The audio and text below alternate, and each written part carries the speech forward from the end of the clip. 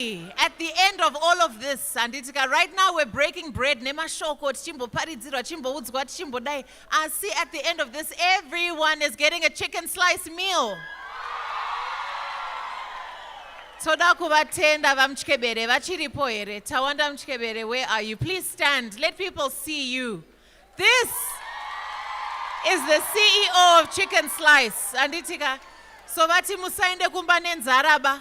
Saka tisazoona vamwe vari ku-overflow musamessage shamwari dzenyu kuti kuno kwaita food. Kana vashaya kuzoya makuseni, we don't want them later as well. But thank you so much. Let's move on with our program because we are running behind time. We're chasing time. So we're going to get our next speaker to come up. And I'm so happy it's another woman because we want to empower you, especially the young women. Anditi, we know there's some men in the room, but this is really a directed message toward the women to understand your rights and how you can get what you need to as a woman. Todangwarira sevakadzi anditika. Sangongwarire ma-iPhone atinotengerwa nema-boyfriend. Anditika. Tingwariro land yedu. Iyo my boyfriend acho kana uda kutengerai something ngavatenge one land yacho zvene. Our next speaker this morning is a young woman who is an entrepreneur breaking barriers for herself. She's moved from sector to sector. She has tried out different businesses, but today she comes and she talks to us, ladies and gentlemen, in her capacity right now, and she's going to speak to us. Her name is Tafara Nyoni. Please put your hands together for Miss Tafara Nyoni.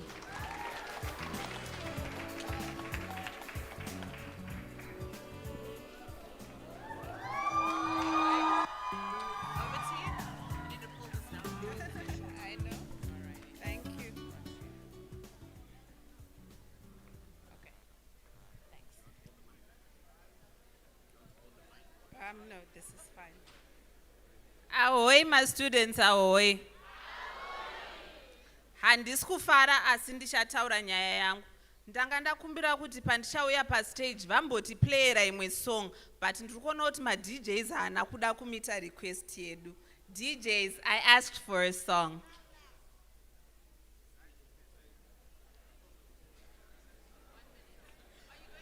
Ahoy, my students, ahoy. I hope you're all listening. Last nation.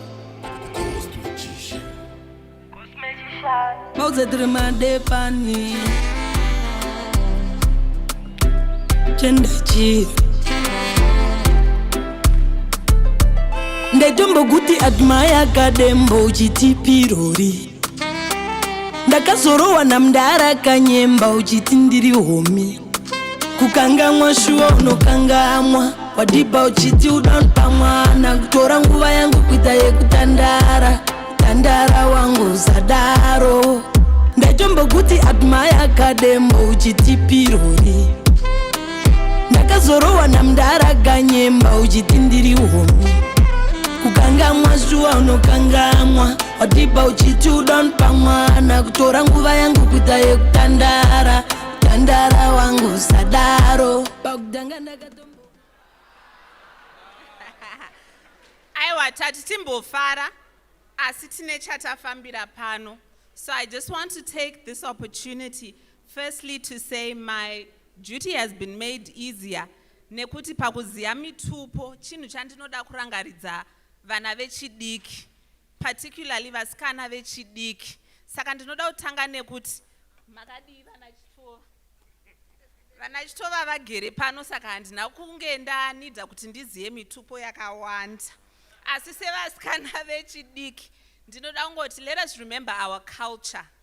Let us value our culture. Let us not get lost in everything that we see. Let us preserve our culture. I stand before you as a student currently doing my PhD with the University of Cape Town. And also as a businesswoman, as a single mother, and as a woman who stands proudly because let us focus.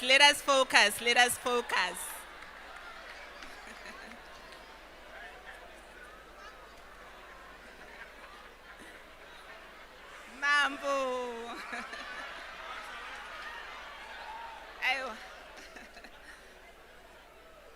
ngatifambei nechirongwa. Pane munhu mukuru ari kuuya kumasure kwangu, saka ndoda kuti tingoti gaga zvifambi. So I stand here before you students, and I'm going to be very brief. I have a long speech prepared that I worked on very hard, but I also realized that Honorable Simbana Gavi did a good job for those who were listening in unpacking a lot of what I have in front of me. And then also I realized as a student, sometimes it gets boring to continue to listen to things that you don't understand. So I'm going to try and take it away from a space where it's difficult for you to consume, and I'm going to give you real life scenarios, and we're going to try and understand why we're here today, what we want to achieve, and what we want to walk away with. Ndizvo here? I would like for everyone to be engaged so that you can gain some value from what is going to be spoken by myself, what has been spoken by previous speakers, and what shall be spoken by our guest of honor. So the issue around land tenure, I think, may not seem like something relevant to a lot of you. Are you understanding what land tenure is? Are you landowners? Are you aspiring to own land? We don't have to be the people who own the land, but we have to have interest in ownership so that we can understand how we can arrive at that ownership.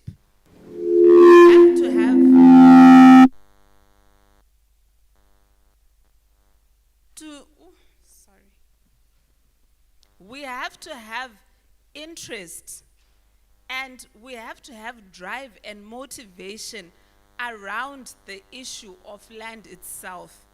I'm glad that the speakers who spoke before spoke about access. Zvataurwa zvikanzi, mukaenda kwa honorable minister, mukanogogodza kuti tasvika panapa. We are students from Bondolfi, ndoyandafarira because yanga ine energy. We are students from Bondolfi. This is our proposal yataita. Ti identify land yatinokwanisa kuita machi, ma viable projects. You are able to empower yourselves. And the main agenda that brought about land tenure in Zimbabwe is empowerment through ownership. So we must realize that there are so many opportunities for us as young women. It is not selective. Trust me. And I'll give you a real life example. Recently, our guest of honor launched a big project, Kumbari.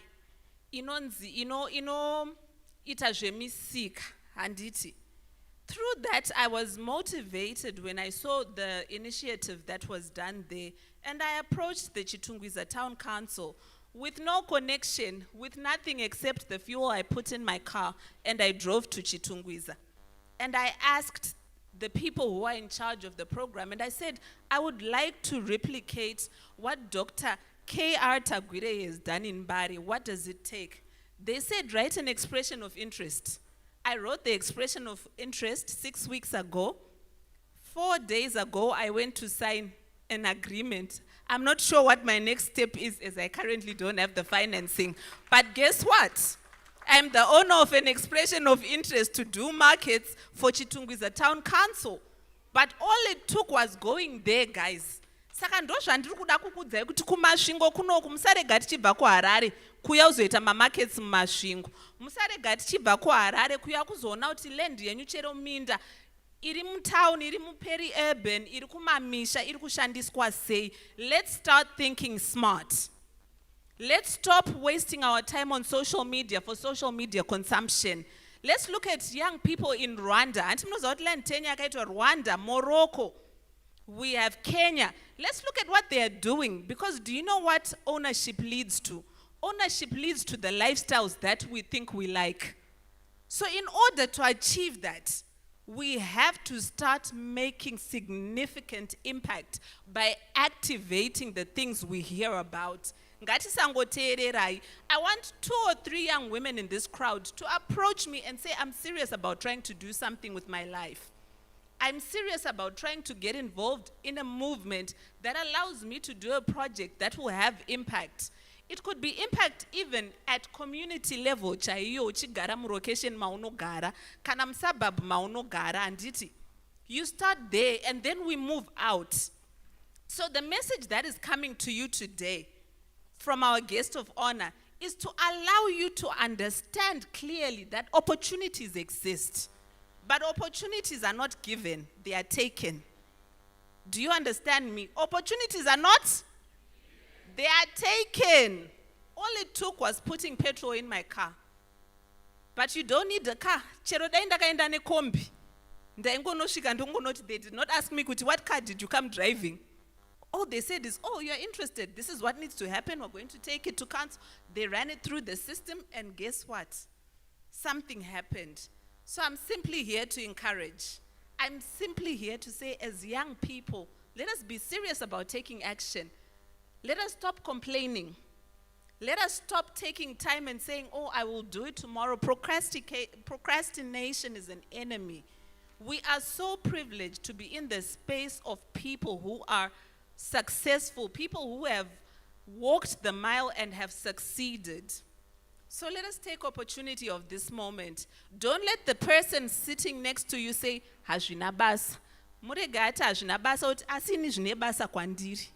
And take action. This country is going to be built by you and me. It's not waiting for anyone else.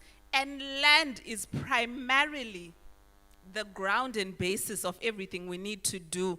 Women are 51% of Zimbabwe. So guess what? We own Zimbabwe as women. So we must actively take our position and make sure we show who we are and what we are made of.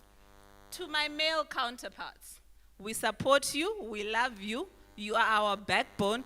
Asinasi tindomboti vakadzi, pane chinonzi leadership success series. We want to see people succeeding out of what they learned today, succeeding out of the crop of mentors that they see and learn from today.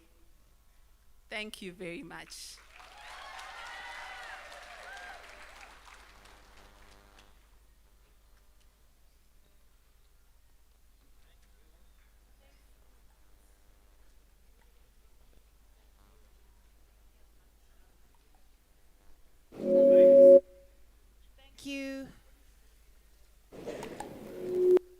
Thank you to Tofara. Thank you very much, Tofara, our single mother. I mean, Miss Nyoni. Thank you so much. This life can present many things to us. I want us to pay so much attention. We talk about how life, and some of us go to church, some of us believe in who we believe in. But the truth is, mu life ka kana usina mari ka akashoma kuti zvifambe. Tikaudzana chokwadi. Tinodangodzana chokwadi. So the gentleman who's coming onto the stage now, ladies and gentlemen, okay, is somebody who has understood the formula to life. He has understood what balance means between work, family, business, career, money. He has struck a balance at his wise age. So when he stands on the stage today, and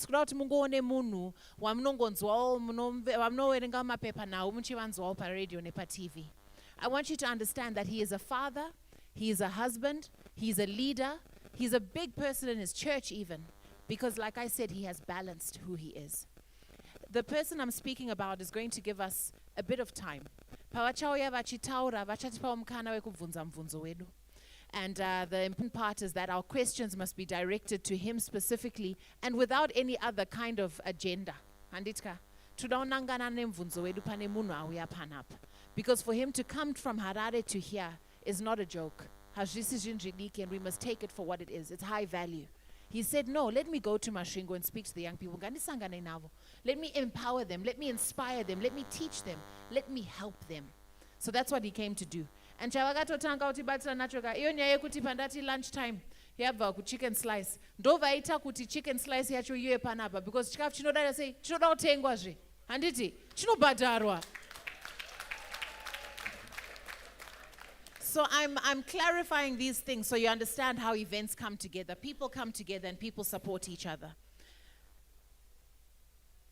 He is the CEO of Secunda Holdings. I'm sure you've heard many, many things. But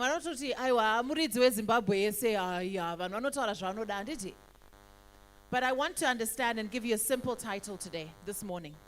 He is the CEO of Secunda Holdings, and he is the chairperson of the Land Tenure Implementations Committee. For today, you in fact rise to your feet as we welcome our guest of honor this morning, ladies and gentlemen, Dr. Kuda Tagwirei.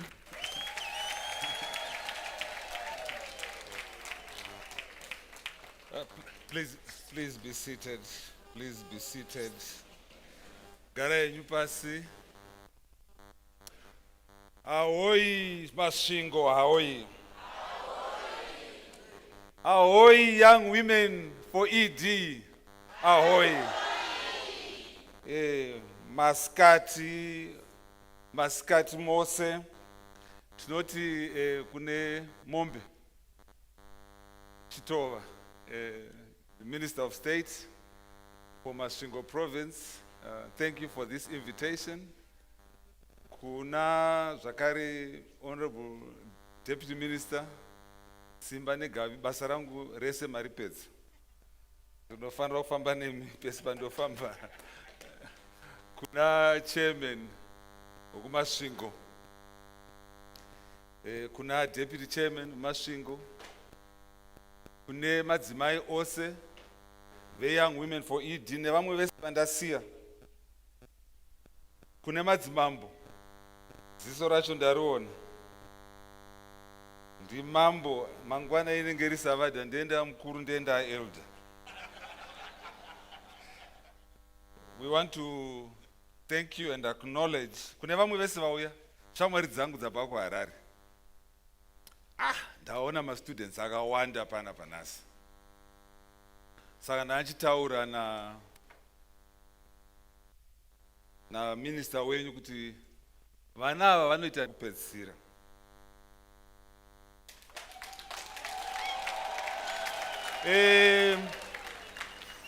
Ndauya neshamwari dzangu dzakati one day. Vamavhairi. Former minister simuka izvo. Vanhu vanoganga. Ndara. Kana kune munhu anondiziva, ndara iye anondiziva. Vanga vari minister wangu we-energy uyezve ndisekuru because vanoera show. Tinokutendai mauya pano.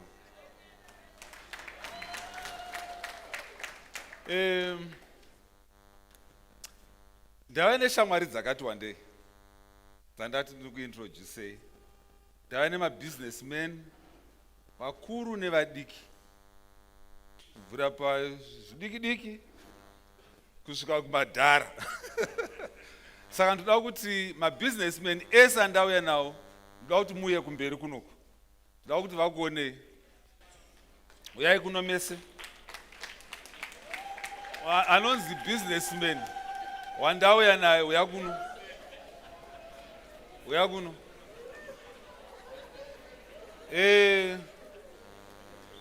Kana uri businessman ndisina kuya nayo, kana ndisina kuya nayo kugara pasi.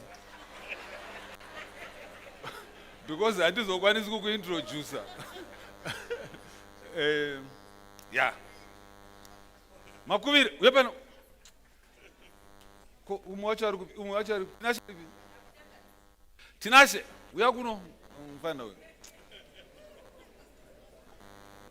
Because ndozvidiki zvachoka. Okay. Bruce and Notsaka Tinashe weapon. Right. Murugona mkomana uyu. Mkomana uyu.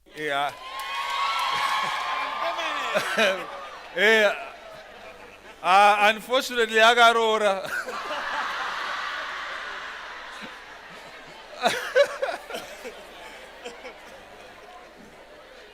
Tino Makuvire akaita degree re information technology. Asabva kuchikoro uchafana Sandra iwe.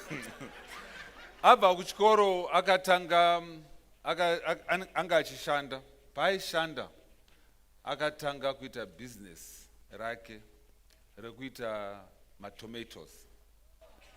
Akanorenta property kumarondera ndobva anovaka kanzvimbo kadiki diki kekuita matomatoes.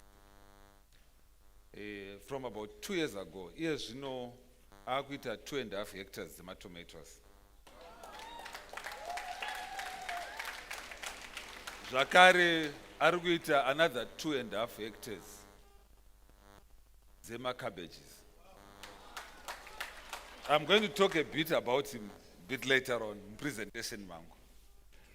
Kama kacho kari kuka. Katinashe kari kuka. Katinashe ari kutiza because anoziva ndichamudana. Tinashe mashinga idzi. Ndati ndimutaure nezvake because anobva kuMasvingo. Tinashe akabva kuMSU. Abva kuMSU haana kumboenda kubasa kana one day. Akanoita muchange money. Aita muchange money ndobva ndamubata ndikati mfana zvichapera mazuva ano zvakapera. Saka ane mabusiness ake muri pano kaimi anoita zvokutengesa hardware akati wandei muZimbabwe. Anotengesa all forms of material. Anoimporta material ese yehardware kubva kuChina. And is about achiri mwana mudiki but ari kukura. Ndiani mudiki mkwasha okay. Baba vakaenda kuchikoro Solusi University vanonzi Mudzingwa Joseph Mudzingwa akaita zve-environment. Ane company yake inonzi Genesis. Saka ndiye anoti kana maakuita migodhi yenyu ndiye anouya kutanga kutsvagirai kuti aite certification yeEMA. And then kuna baba ava ndofunga ndizvozvo handi makore. Ndiye baba ava anonzi Justin Kumbochuma akakurira muno Masvingo, anobva kuMorgenster.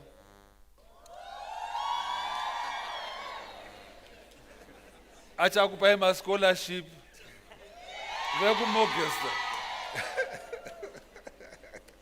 Just ane company inonzi Platinum Events. Ndiye anoita zvoku ane matende. The biggest tent yaanayo inotakura vanhu 12,500. But anoita zvokubika uye zvino pane company yaari kutanga inenge ichigadzira makitchens. Then kunouya iwe kuna Kondongwe uyu munomuziva kawe. Ari kutodedera because hamumuzivi. Ndokotaura zvishoma. Ane makambani maviri anobva kuno. Ane company construction uye ndiye ane franchise yeToyota uye zvanote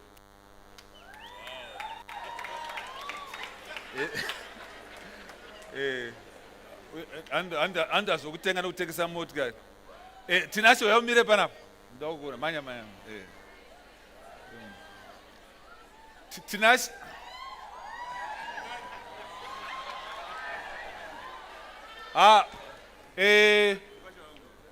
akaroora hanzvadzi yangu mwana wangu akaroora mwana wangu. Saka anongoti hokoyo ndiye ndanchikutaurirai uyu kuti ndakaona mukomana uyu achikura anoita ndati aiti anga ari muchange money. Ndikamuti wasiya izvozvo ndobva achinja ndobva ezvino akuita zvehardware. Anotengesa zvakare matai. Ndiye ane futi mafranchise ekutengesa maties in the country, all forms of tires. Ane company zvakare yemicrofinance. Yeah, andofara nemukwasha wangu. Okay, then ndina Obey Chimuka. Obey Chimuka mukomana akatanga road yaakatanga kugadzira akazogadzira road yangu inini ndichida kuti ndione kuti anogona kugadzira maroad here. Obey Chimuka ndiye ane company inonzi Fossil Contracting. Saka pese pamunoona pachigadzirwa nemaroads ndiye uyu ndiye Chigananda manje aikona vamwe.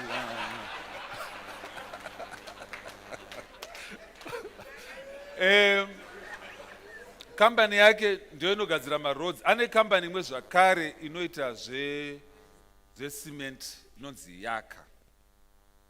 Kaya. Umwe wacho asipo panapa ndiane Yaka. Uyu ane Kaya cement yaimbonziyo Lafarge. Chigananda ichi.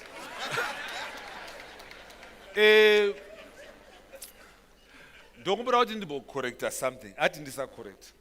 Ine handidi kupa credit yaisiri yangu. Handitori zvinhu zviri zvangu. Uyu ndindakamukudza kuti aite business kubva achitanga.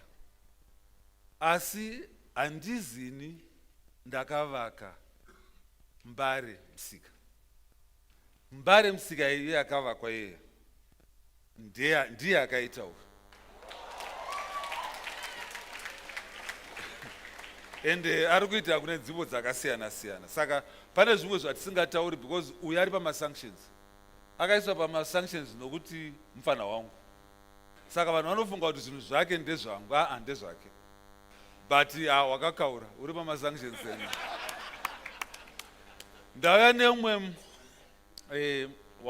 anonzi Muchikebere momuziya kandomva maudzwa nemachicken slice. Uyu mukomana uyu akadecide kuti mukomana yakadzidza panapa papoli pano. Saka achakupai mascholarship.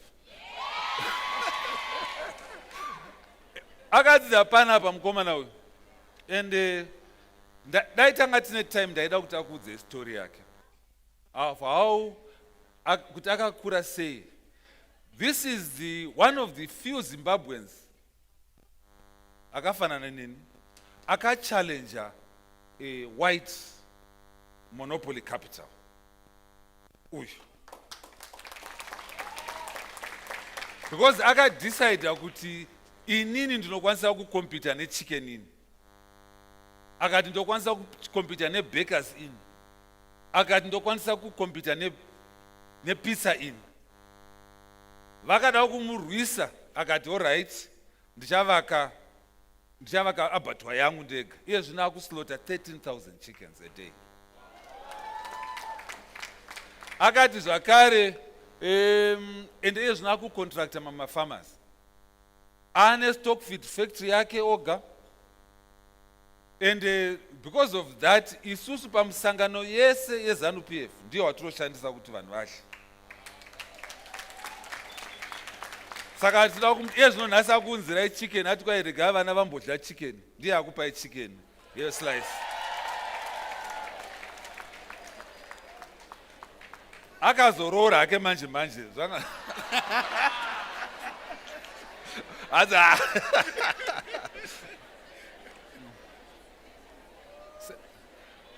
Uyu anonzi Clive Chisenye.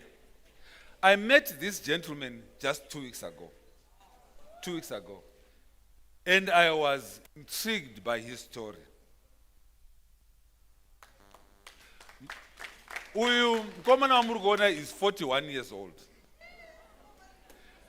Mkomana uyu hamurume baji because ane one sorry. Hey. Asekuru. Mai vake vakashaya when he was 6 months old. Akakura achichengetwa nambuya vake. Akakura achichengetwa kuMbare.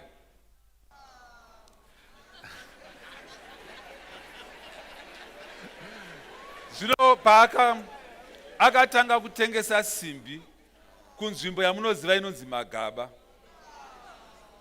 Anokuziva kuMagaba? Iye zvino ane 9 warehouses, factories, 9 factories countrywide. And ane company inonzi Steelmate, inosupply steel yese yemuZimbabwe. Saka ndida kumutenda ndamukumbira kuti muzomuona young women kuti from wherever you are for ED, kuti from wherever you are, from whatever background you can come from, you are able to succeed. Don't be told kuti haukwanisi because uyu akazvikwanisawo. Don't be told kuti mai vashaya baba vashaya. Even you can make it. Ndarenda kuudzai ndine mastori akawanda. Pane mwana wangu anonzi Ken ari pano, who's got an excellent story to tell you also, but because of time hatikwanisi kuzodaro.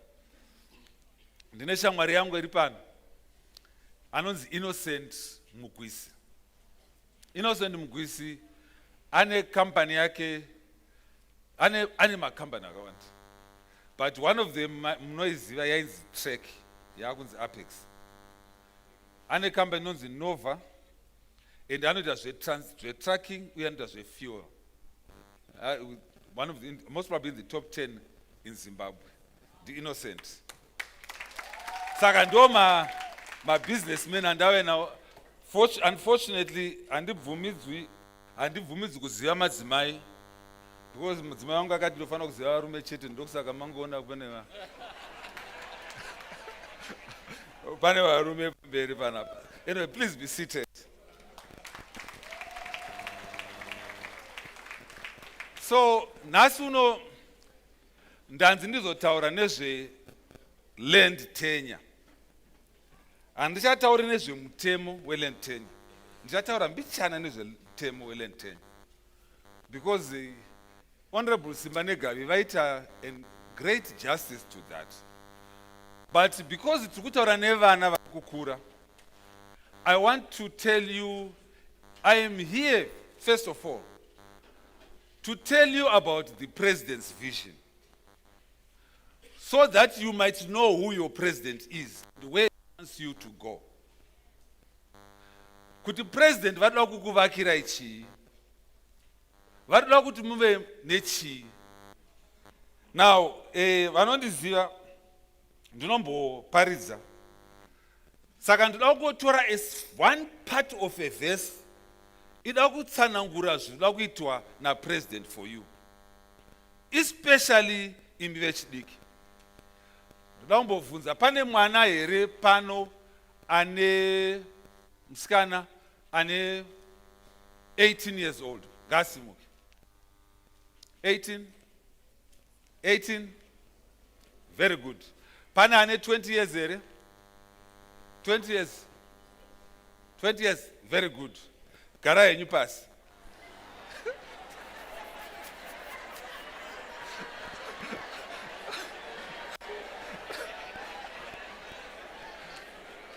Exactly what I wanted. Because you were expecting to be given something. That is the story I'm going to be talking about. Verse 18, Inotiyo, but thou shalt remember thy Lord, thy God, for it is he that giveth thee power to get wealth. Mwari ndiye anotipa simba kuti tive neupfumi. Mwari ndiye anotipa simba rokuti tive neupfumi. Now this word, not iro wealth, ndo randida kuti nditsanangure. Kuti ndikutsanangurirei kuti president vatoda kukupai chii kana vachida kukupai land tenure. Word rashandiswa apa rinokwanisa kumirira kuti iro army. Rinokwanisa kumirira kuti chii? Saka kwaizvo, it is God who gives power to get wealth. So when you have wealth, you have an army. Murikunzwisisa? Which means that kana une wealth, une army, you are able to fight, you are able to protect yourself. So president varoda kutipa army inokwanisa kuti protect, inokwanisa kuti tikwanise kugwa. Because kana tisina wealth, hatikwanisi kugwa, tinogwigwa nevamwe. President vada kutipa chiko, vada kutipa army. The way the world zvakare romirira kuti power. So kana tine wealth, tine power, tine army. Mese munozviziva, mazonaka.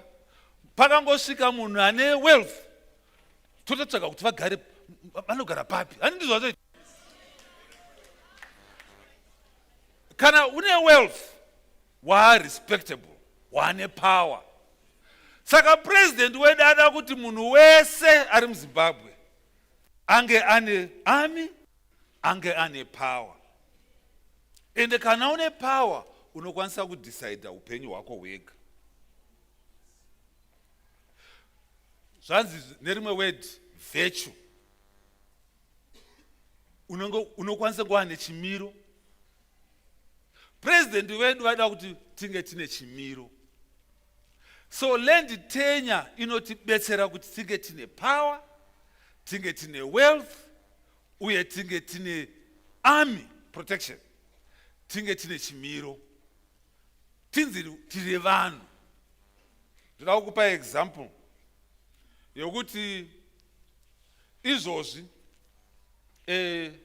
sekuru Mavhairi tikati vana venyu mwana wenyu anoitei, because isi kuno kumakarangaka kumasvingo kunoku takadzidza, kana kuna chinhu chatinacho kudzidza, asi most of the education yatakadzidza ida kuti tiwane answer.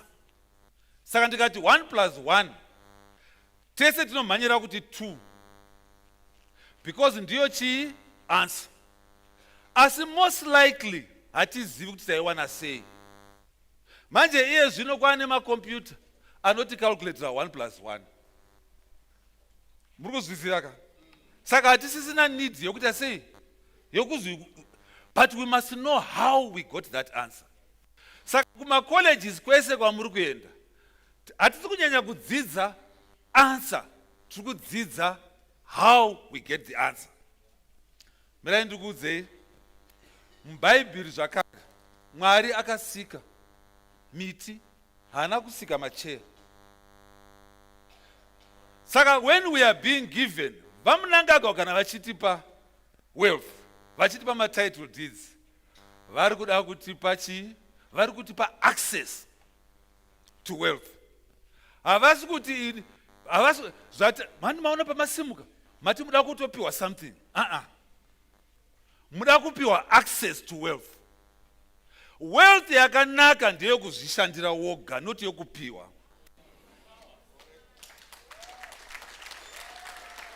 Saka vamunangagwa kuti ndoda kuti imi maZimbabweans, isu maZimbabweans tinofanira kuzvishandira.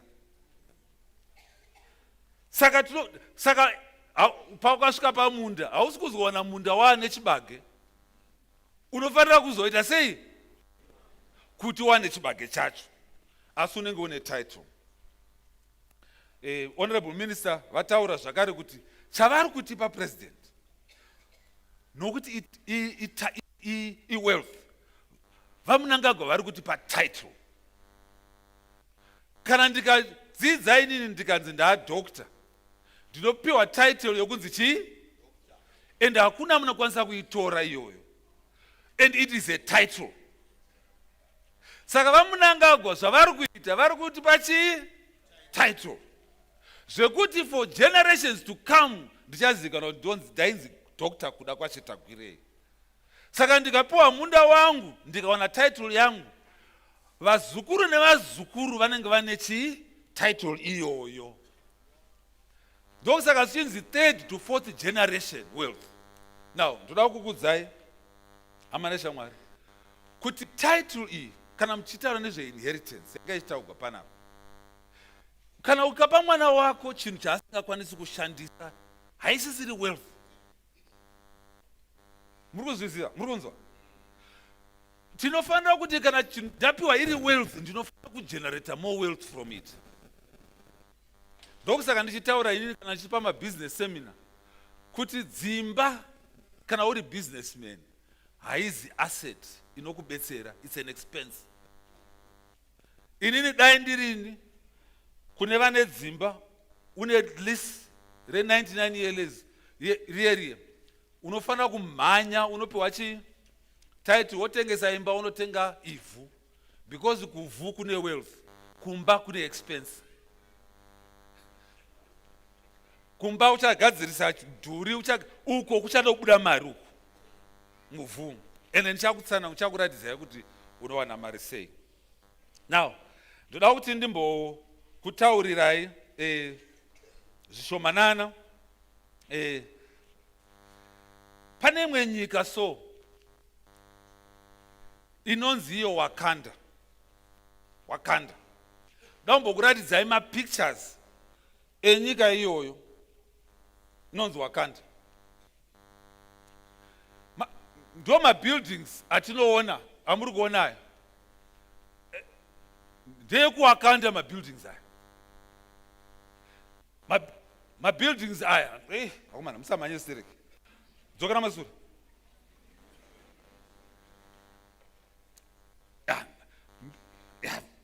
Building amuri kuona iyi mabuildings aya ndo ari kunyika inonzi Wakanda.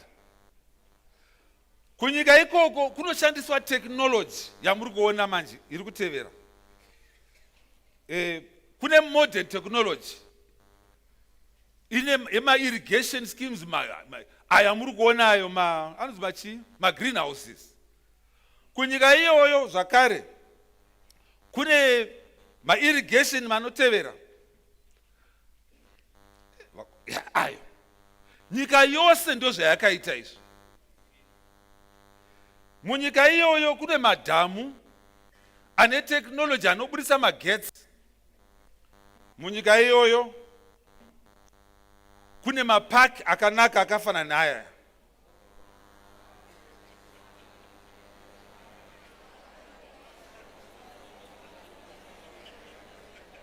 Misha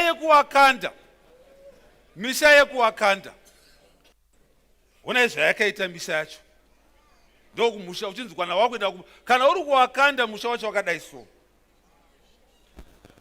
Magetsi acho anobva musolar, wind energy, hydropower stations, kugas uye kune oil kuwakanda.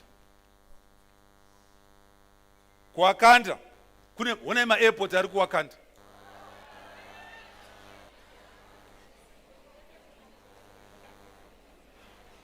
Onei medical kune manesi pana bandi. Onei medical facility ekuwakanda. Onai zvikoro zvekuwakanda.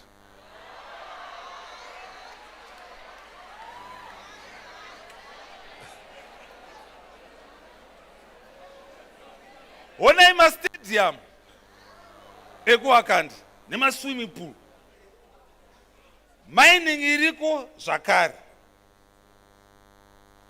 Now, for those vakaenda kuchikoro, page 17.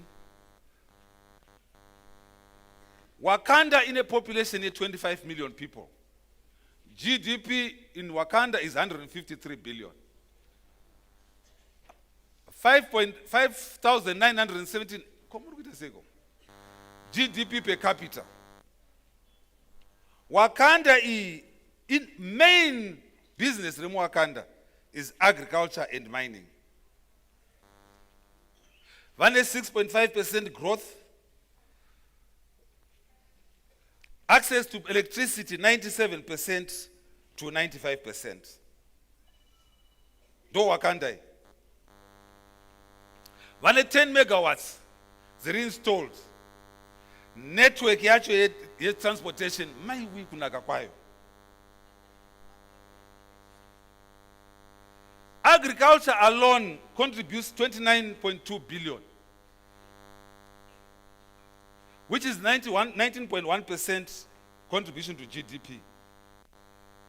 Kunorimwa 32 million tons the sugar cane, tobacco, traditional grains, crops. Nezvimwe zvakanyorwa zvamuri kuona ipapo. Pane 11,000 dams. Land yacho ndo yamuri kuona iyi. Ndo land yacho yekuwakanda iyi. Wakanda mu business ine ma districts ari ku north vane 19 hectares vanoita ma crops akasiyana siyana. Ma districts ese amuri kuona nezvamuri kuona izvo ndo kuwakanda ikoko. Ma crops aya revenue chete ye-livestock kunourayiwa ng'ombe. Livestock kunourayiwa revenue yako is 3 billion. Yema-crops 19 billion. Ye-horticulture 4 billion. Ye-vegetables 2.5 billion. Kuwakanda chete ikoko. Munoziva here kuti nyika iyi ndeipi?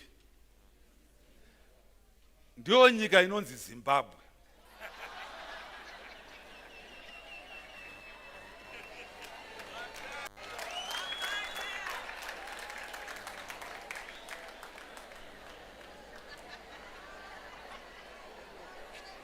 Ndiyo nyika inonzi Zimbabwe in 2050.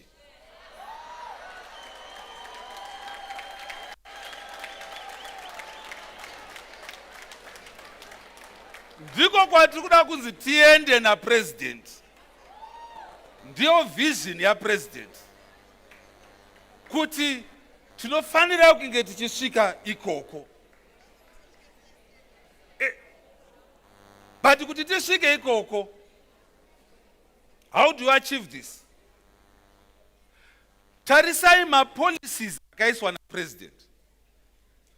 Kune NDS 1, kune NDS 2, kune land tenure yatiri kutaura nezvayo nhasi, kune irrigation investment prospectus, kune zvakare agricultural sector investment prospectus, kune climate smart agriculture investment plan, kune feed Africa. Zvese zvinhu izvi zvakatoiswa kudhara namudhara.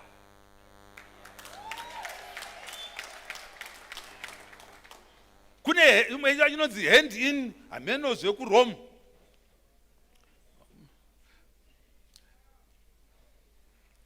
So why invest in agriculture? The reason why we must invest is enhance agriculture productivity, empower black people. And I'm going to show you today how we are going to be empowered. Is the importation of yes, you know, tichiri kuimporta zvimwe zvinhu. Tinofanira kureduce importation ye most of our goods. Tinofanira kuestablisha ma-industries. Pano engineer. Tinofanira kunge tichiestablish, because muri kugadzira ma-engineers. Tinofanira kuestablisha ma-industries.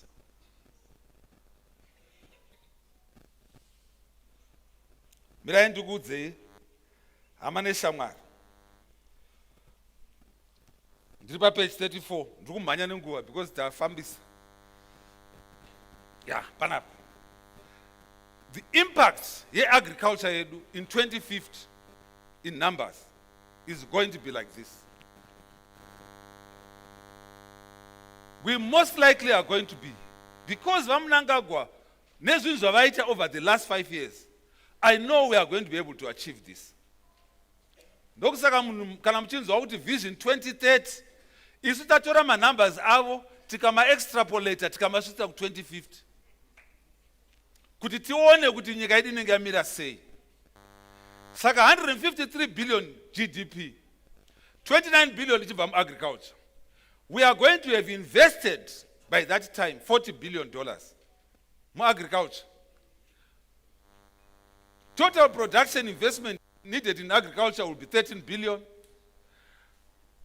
Value addition yedu ma-industry anenge achibva mu-agriculture 17.5 billion.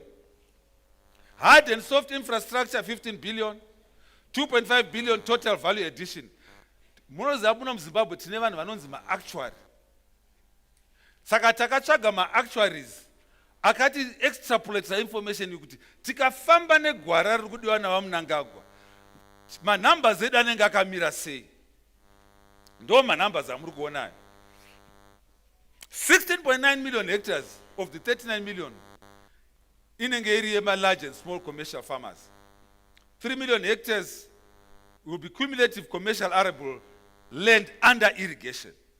Munoziva here kuti muZimbabwe muno madhamu atinawo anokwanisa kuirrigata 2 million hectares. Asi munoziva here kuti only under 250,000 is under irrigation. muchaona zvakare kuti chawana imwe 1 million kubva kupi.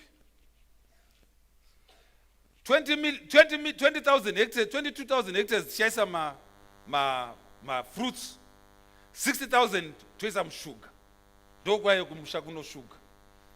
7.8 million tons tichadziwana kubva kuhorticulture, 32 million kubva ma crops. Tinenge tine 135,000 dairy cows, 6.9 million cattle. Tinenge tine ma dairy production plants, tinenge tine ma livestock processing plants. Toda kumutsa CSC yekumusha. And all this is going to be coming from program yatiri kutaura iyi. Tichavaka madhamu mamwe zvakare, tichaisa magetsi hydro, tinofara kuti kuleki Mtiriki kwakaiswa magetsi ndizvoka. Tichaisa masolar uye ticha decentralizer ma mechanization hubs. Toda kuti pano pavakwe matractor pano. But hatikwanisi kuvaka matractor kana tikasaenda kumunda. Because why would you then need matractor acho?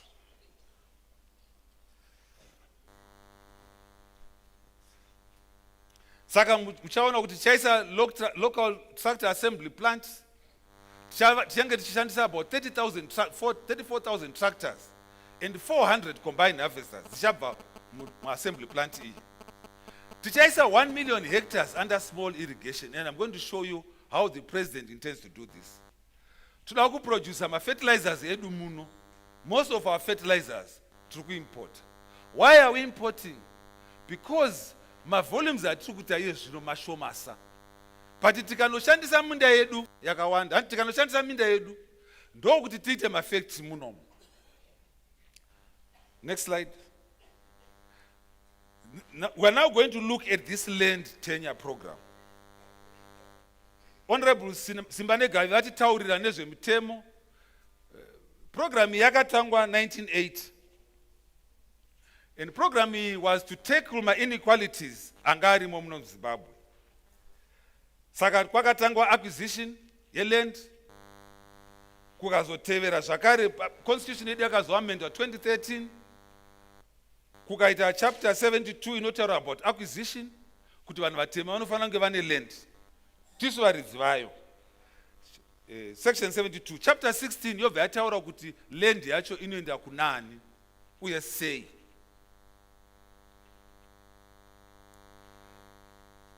Nyika yedu has witnessed 3 phases of the land reform. 1980 to 1997. Kwakaita ma resettlement schemes. Handinomaziva ka. Phase 2 yakaitika between 1998 to 2000. Yainzi phase, ndo yanga iri phase 2, ndo yanga iri inception. Ma war veterans edu paakaenda kuminda vakati takuda minda yedu. Then phase 3 fast track manje yakatanga from July 2000.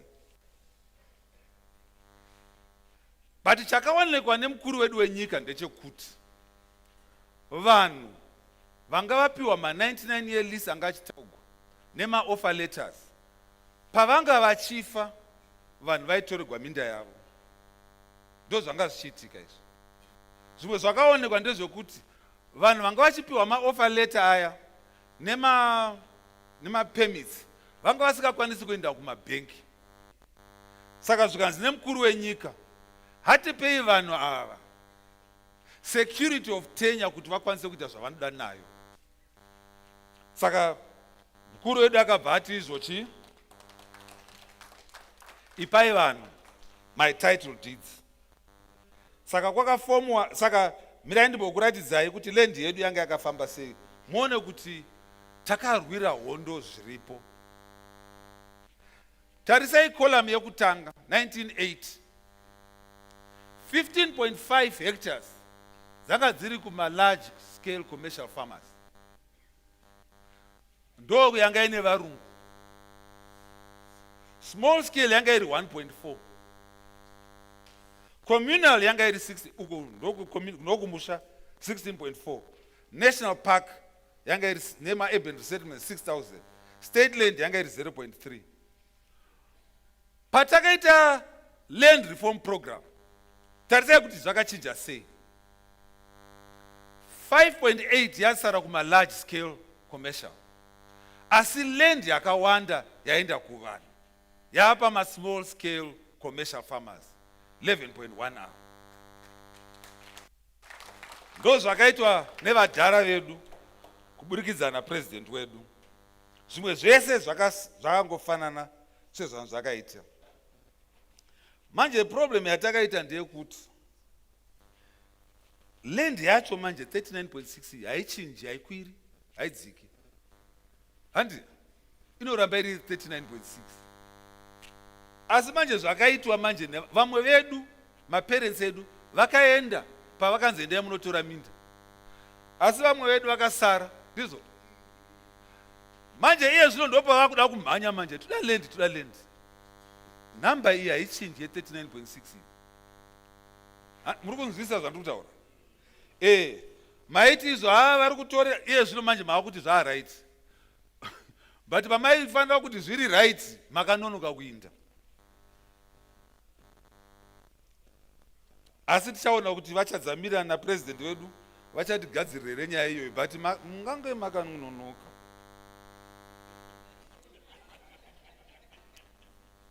How many? The next slide. There are 326,000 vakas resettled pama old resettlements nema A1. 326. Ma A2 do ma large scale farmers. Vaka resettled vari pa 23,000. Ma small scale area vari pa 10,989. Land size yacho ndio amuri kuona pama screens amuri kuona. Tojamba mama slides ese. Ndaenda pa slide number 43. Ndiri kumhanya. Saka ndoda kutaridzai ma average sizes per land tenure. About 10 million hectares ndo dzakaitwa acquired negovernment. Ndo dziri kudistribute. Pa A1 farmer, the majority of the farmers vatataura pa 326 vane 6 hectares.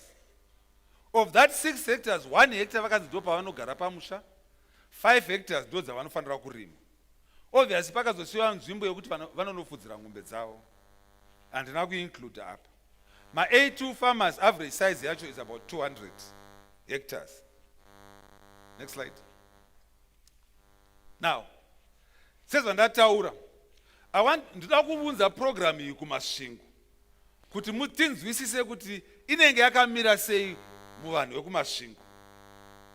Remember vision yatataridzwa kwekutanga kuti tinoda kunge tine nyika yakaita M2050. Ndakukutaridzai zvino vision yedu in numbers. Handitese takaenda kuchikoro. Paakuya metsi manje. Okay. Ma A1 farmers 360. Land size 6 hectares. I want to give you an example. Kumasvingo. Price ye land per hectare inenge ichitengeswa $500. Ndajamba zvimwe zvakawanda per hectare. $500 per hectare. So the total cost for an A1 farmer achatengeserwa land iyi for $3,000. Mari for 6 hectares. Kana uri civil servant, kana baba vako vari civil servant, kana mai vangu vari civil servant, vakashanda for more than 10 years, vachapiwa between 2.5% to 5%. Kana vakaita 20 years, vanopiwa 5%. Kana vakaita 10 years, vanopiwa 2.5%. Vanopiwa discount. Ndo mudhara uyu, munofanira kuchirira mudhara. Zvakatiitira. Kana, because tiri mu region 3, tine an extra 2% discount. Ndokuti tiri kumasvingo. Manje havasi kuziva kuti mvura yakunaya kuno noti kumashonaland. Saka topiwa an extra 2%. Kana ukabhadhara cash for that land, unopiwa another discount ye 15%. Inenge iri 450. So total cost of land after the discounts, kana uri civil servant, inenge iri 2,340, non-civil servant unopiwa 2,490. Zvino ndara ndobva ati zvakare vanhu vangu havana mari. Now this value andiri kuratidzai is already discounted by 50 to 60% of the actual. Ukaenda izvozvo ukati uda 6 hectares haudzitengi ne3,000 inhema, unofanira kudzitenga kuma 10,000 ikoko. Saka ndara akatoti discountira first ndobva azotipa madiscounts aya. Ndara watiri kutaura akatouya.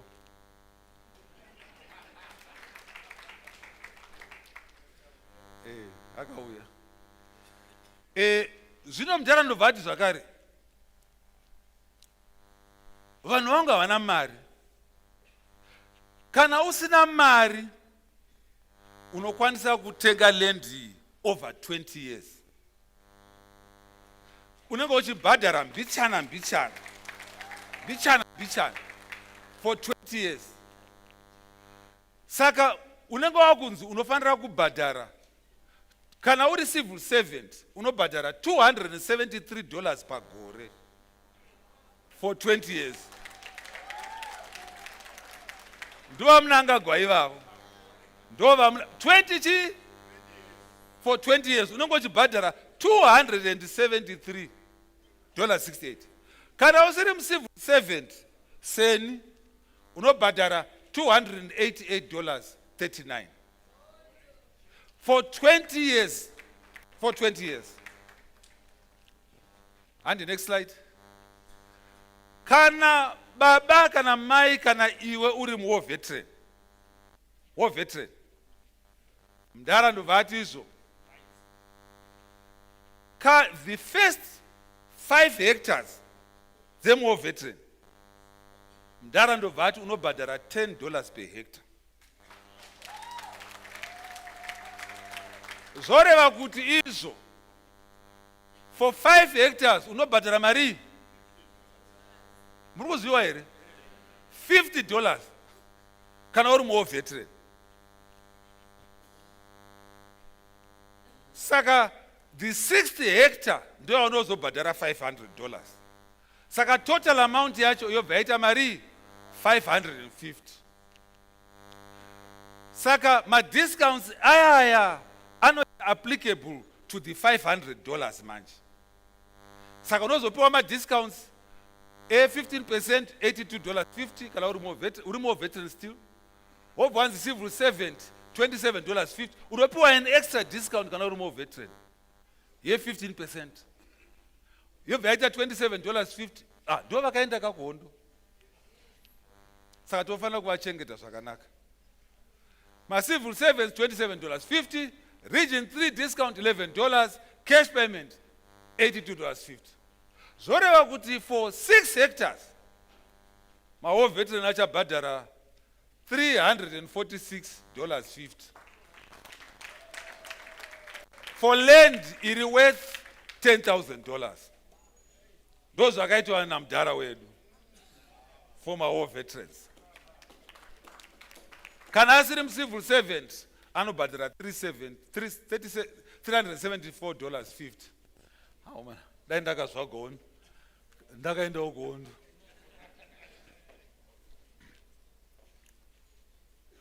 But mudhara haana kumirira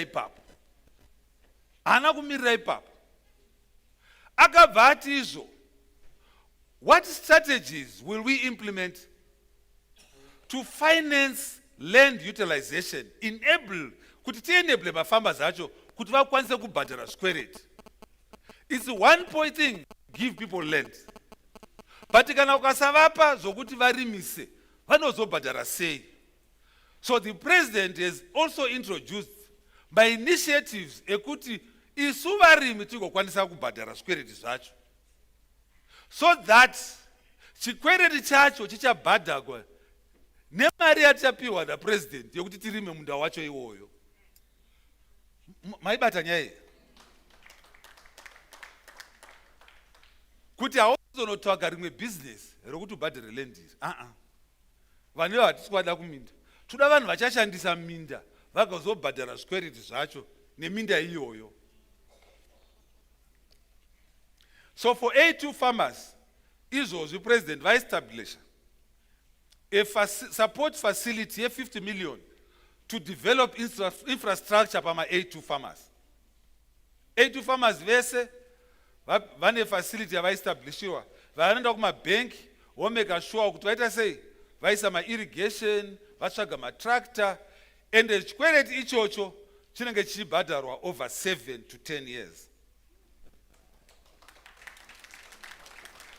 Number 2, pama-A1 farmer president vati izvo tichatsvaga a suit of zvinhu zvaunokwanisa kuita up to a loan of 11,000 per farmer for ma-A1 farmers ve6 hectares vaya, which will be paid again over a period of 7 to 10 years.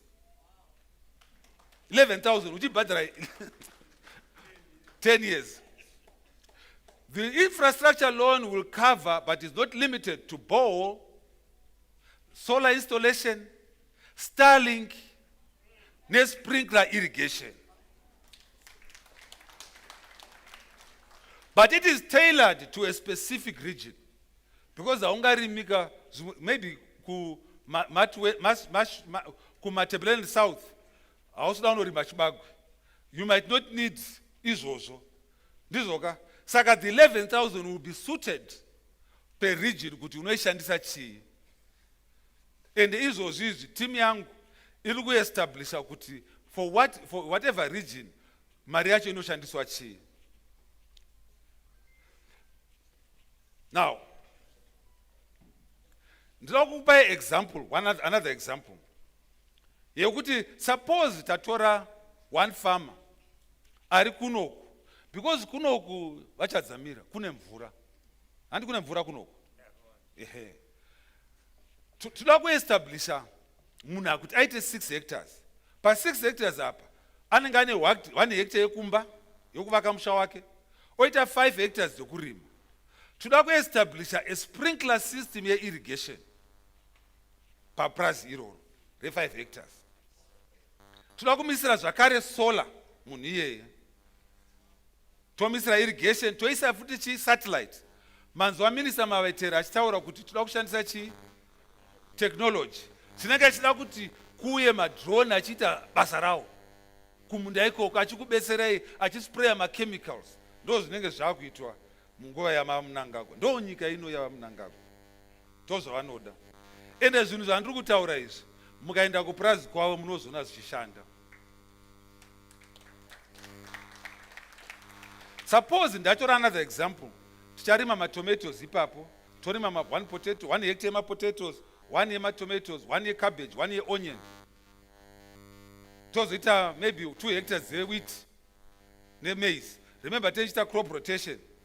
Tine program yedu ye7 years yokubhadhara. Tine land repayment ye 20 years. Interest rate per annum is 7.5%. And the next slide. Tarisai zvinhu zvamuri kuona pamberi penyu.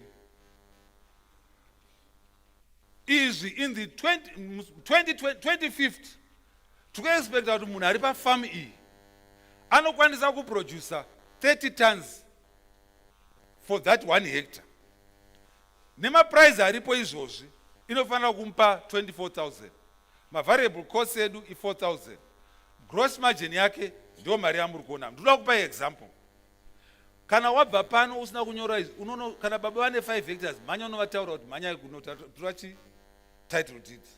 Ndokusaka ndiri kukuratidza izvinhu izvi. Because muchasara futi vamwe vachienda mberi. Mozotanga kunetsa kuti takasarira sei. Manya munotora chi ma-title deeds. Because number 1, haubhadhari izvozvi. Unongona kuita mortgage. Number 2, uchapiwa mari yokunorima munda wacho. But ndoda kuratidza kuti chii chamunokwanisa kuita. Ndakugadzira 1 example. Ma-potatoes unoita 50 tons per hectare. Gross income 25,000. Variable cost 12,000. Ndo mari yaunoitai. 20,000 pama-cabbage. 6,000. 2,600 pachibagwe. 4,520. Ndo zvinhu zvamunoita uri pa 5 hectares.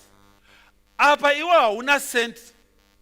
Because land wapiwa chi hauna upiwa mahara. Wanzi wapiwa chikwereti. Majaira zvinhu zvemahara. Wapiwa chi nechikwereti. Ma-infrastructure wapiwa futi nechi, ma-inputs wapiwa futi nechi, iwe chako kushandisa chi, nesimba rako kunorima. And inini I believe, because ndobva kuno, ndokumusha kwangu, I believe kuti isu tinorima isu. And isu hatizi simbe. And tikaona opportunity tinokwanisa kuishandisa. Now, A1 farmer wandataura wewe. Gross margin yake pagore in 2050 inenge ya 66,000. Why did I talk about age yet 20 years? Because in 2050, msikana asumga ari 20 years old. Anenga old. Anenga 45 years old. Ende kana baba vake, kana mai vake, vakanomirira munda, kana iwo kanomirira munda, tichataura nezvazvo. Ndo mari yaunenge wakugenerator iyi. Mugore ra 2050. Murunzwisisa ka? Tisafarira mari yaizvozvi. Mari yaizvozvi inokurumidza kupera. Mari yatinoshandira inogara nokusingaperi. Annual infrastructure cost 2,000. Land mortgage 273. Unosara ne profit ye 63,000. 63,000. 63,000. Kana uchinzwa namba iyi inenge iri kuresa hati, but it can be a reality. Now, I want to tell you something. Ndasimudza Tino. Mamona Tino. Tino uyu adarika pa 63,000 pa 5 hectares. Uyu. Because nemari yakaita achitanga ku 30 hectares. Akazoenesa ma-greenhouse. Ma-greenhouse average yield yakuma 200 tons per hectare pama tomatoes. Hanimurunzwisisa? Saka unenge watangira pasi uchirokwira kumusoro. Now, inini manje ndazoita average. Kuti izvo ndoda kujamba zvimwe kwai nguva yangu yapera.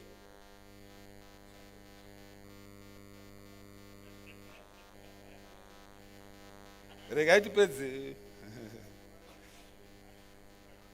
This one. Ndakukutaridzai broad overview. Izvi ndizvo malecturer kuda nevamwe vese. Broad overview. Program ikashanda, dzokera mashure. Program ikashanda. Spending capacity yema farmers edu. Ma A1 farmers chete will be 8.16 billion in 2050. Maria vanosara nayo mapockets mavo vanhu vese. Apa ndashandisa kuti uchainoita vamwe vachaita mombe, vamwe vachainoita chibagwe. So the average gross margin yavo inenge iri 25,000, not 63,000. Tadzikisa mari iyeye. Mari iyo inenge iri ma 8.3 billion. Contribution yedu taitaura. Spending capacity, mari yavo inoshandisa inenge iri mapockets 11.4 billion. Industry yedu ichakusimuka ne 7.4 billion. Fuel yedu ichasimuka 5 billion. Valuation yemaprazi yedu, izvozvi value yeland yedu is worth 20 billion. Land yedu yeseyo. But valuation yedu icha increase from 20 billion to about 57 billion. Yema A1 farmers chat. Next slide. And mberi. Okay. Mberi foot. Right. Ndambokutaurirai kuti Mwari paakasika, Genesis chapter 1 not 2, akasika miti. Mwari akasika miti, haana kusika pekugara. Vamunangagwa vatipa title, havana kuti chikafu. Ndizvoka? Isusu manje basa redu nderekuti asei, nderokunorima manje. Isusu basa redu tinofanira kuchisimuka, toenda tonotaura nemaparents edu, tonotaura zvakare navo toti isusu ende unoita sei, hande tinobhadharira hande tinosaina maagreements kumabhengi ekuti titore land tenure yedu iyi. Muchabvunza mubvunzo kuti ko isusu vana vechidiki hatina kupiwa minda tichaita sei? VaMunangagwa vakaprioritize kuti minda yese isina kushandiswa ichaprioritize war veterans, madzimai nemayouth. Saka ndiri kukumbirisai musaite nyope, endai munonyoresa kwamunobva, momeka sure kuti mazita enyu aita sei anyorwa, because patiri kuita process iyi tiri kuwana land. Remember zvandambozvitaura izvi, zvimwe zvinhu zviri kugadzirika panyaya iyoyi ndezvokuti pane vamwe vanhu vakaita musikawa vakanotora minda 2, 2, 3, 3, 5, 5, 10, 10. Mutemo haubvumidzi kuti mhuri imwe chete ite more than one farm. Saka tiri kuenda zvatiri kuita izvozvi, tiri kuti kana tikapa munhu title deed remhuri iyoyo, kana vane munda mumwe wechi2, munda iwo hatikwanisi kuvapa, zviri against the law. Saka munda uyu watatora uyewe unenge wakuenda manje wakunotsvaga umwe munhu. Zvino kana iwe usina kunyoresa hatikwanisi kuzokutsvagira munda iwoyo. I want to encourage you, my brothers and sisters, as young people. Nyika inovakwa nevene vayo. Inovakwa nevene vayo. We start small, we will become great. Tisafarira kuda kunotsvaga opportunities ekushanda. Ndachida kukutaurirai kuti inheritance haigadzirwi nokunoshanda. Inheritance inogadzirwa nokunoshandira umwe munhu. Inheritance inogadzirwa nokucreate wealth. Muri kunzwisisa? Inogadzirwa nokucreate wealth. Ukashandira umwe munhu ucreate wealth yemunhu iyeye. President vaMunangagwa vari kuti enda unozvishandira pamunda wako ucreate wealth yemhuri yako. Ndinotenda.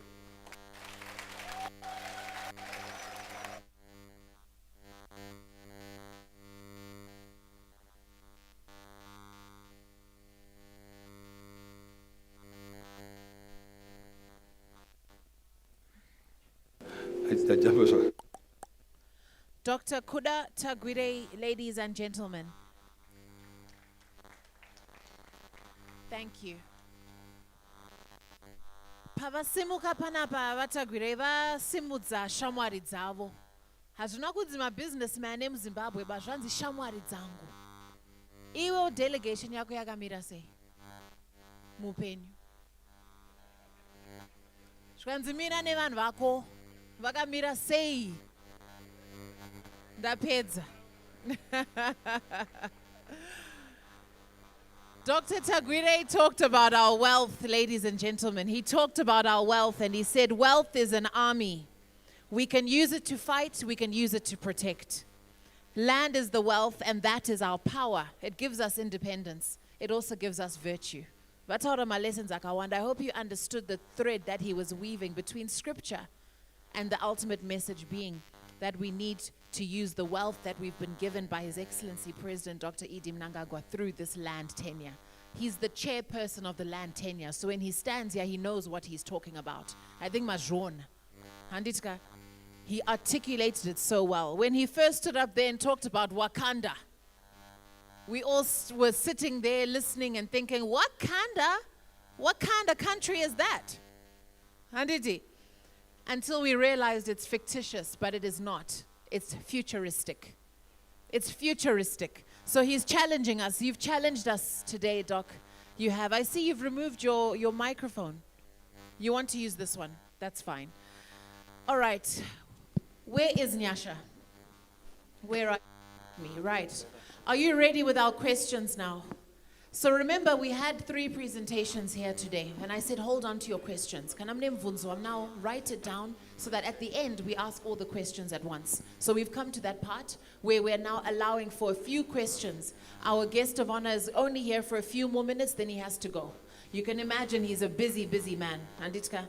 So we don't want to take up too much of his time. Nyasha, you can open the floor for us with the first question that came in online. Thank you Or very maybe much. start with the second one you showed me just now because it's specific to this last presentation. Yeah, Dr. Tagwile. All right, ma'am, Yeah. thank you. So online, our first question was, some of us don't have money to pay for land. Is there a payment plan if you want to purchase one as students? That's the first question. Okay, he wants to hear all of them. Go ahead, read the second one. Auntie, there were two. Yeah.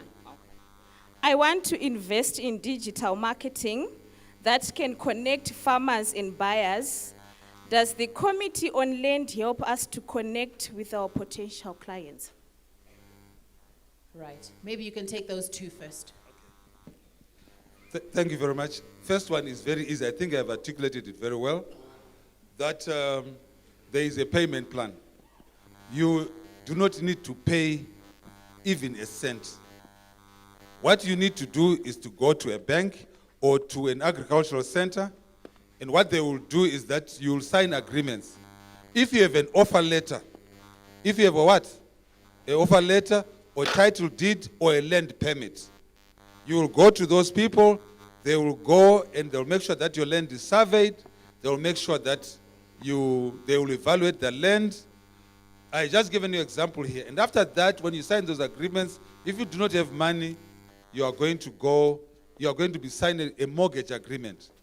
And depending on what you want, if you want to pay it over 20 years, then they'll give you a 20-year plan.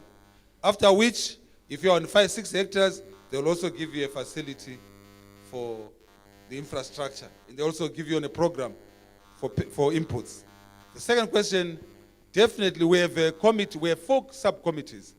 We have one finance and evaluation, we have legal one, we have one for, I'm not sure, I've forgotten about the other one. The last one is on stakeholder engagement and media. So the last question, we have that committee. I wish I could, when I get that question, I'll get that question and the number for that person, and I'll direct it to Epsom Chechetere, who is the chairman for that committee, and they will speak to you so that you can be able to participate in this program. We definitely need more hands on the deck. Thank you very much. You can hold on to the microphone. I'm sure there'll be more questions that come to you. Nyasha, where are you? Do we have a hand in the audience? Yes, we have a hand. Fantastic. Now, when you ask your questions, muri my students, mapiwa microphone. Kana mapiwa microphone. Say your name, where you're from, what you're studying, and what your question is. Cheti, uri mvunzo. Okay, thank you. My name is Paul Mavima. I'm with an organization called Vision 2030 Movement, which might turn into Vision 2050 as we move towards Wakanda. All right, thank you so much, Dr. Tagwile, for the insights that you shared with us. My contribution is hinged on the idea of information dissemination, whereby we are saying there's a Zimbabwe beyond these conferences. Probably it's only us, the privileged few, who can get access to such information. So what has the Land Tenure Implementation Committee done in making sure that the discussions or what you guys aim to achieve for the country through the leadership of our president, how have we disseminated information into the communities so that we are together with the ordinary citizens, so that we're together with those who are downtrodden, who might not be as privileged to the information that you're sharing with us here. Because as I was just coming to Masvingo as we were driving, I got a call from a colleague of mine who's deep down in Gokwe saying where I come from. Yeah, he inherited about 15 hectares from his parents, but he failed to turn that into a productive piece of land. He actually moved to Cape Town, so he was telling me that he's actually willing to have someone who can pay $200 rentals for the use of the 15 hectares land. So these are some of the things that specifically young people who inherited land from their parents are facing. So what are we doing in terms of information dissemination so that we are together with those who are not privileged to attend such conferences? Thank you.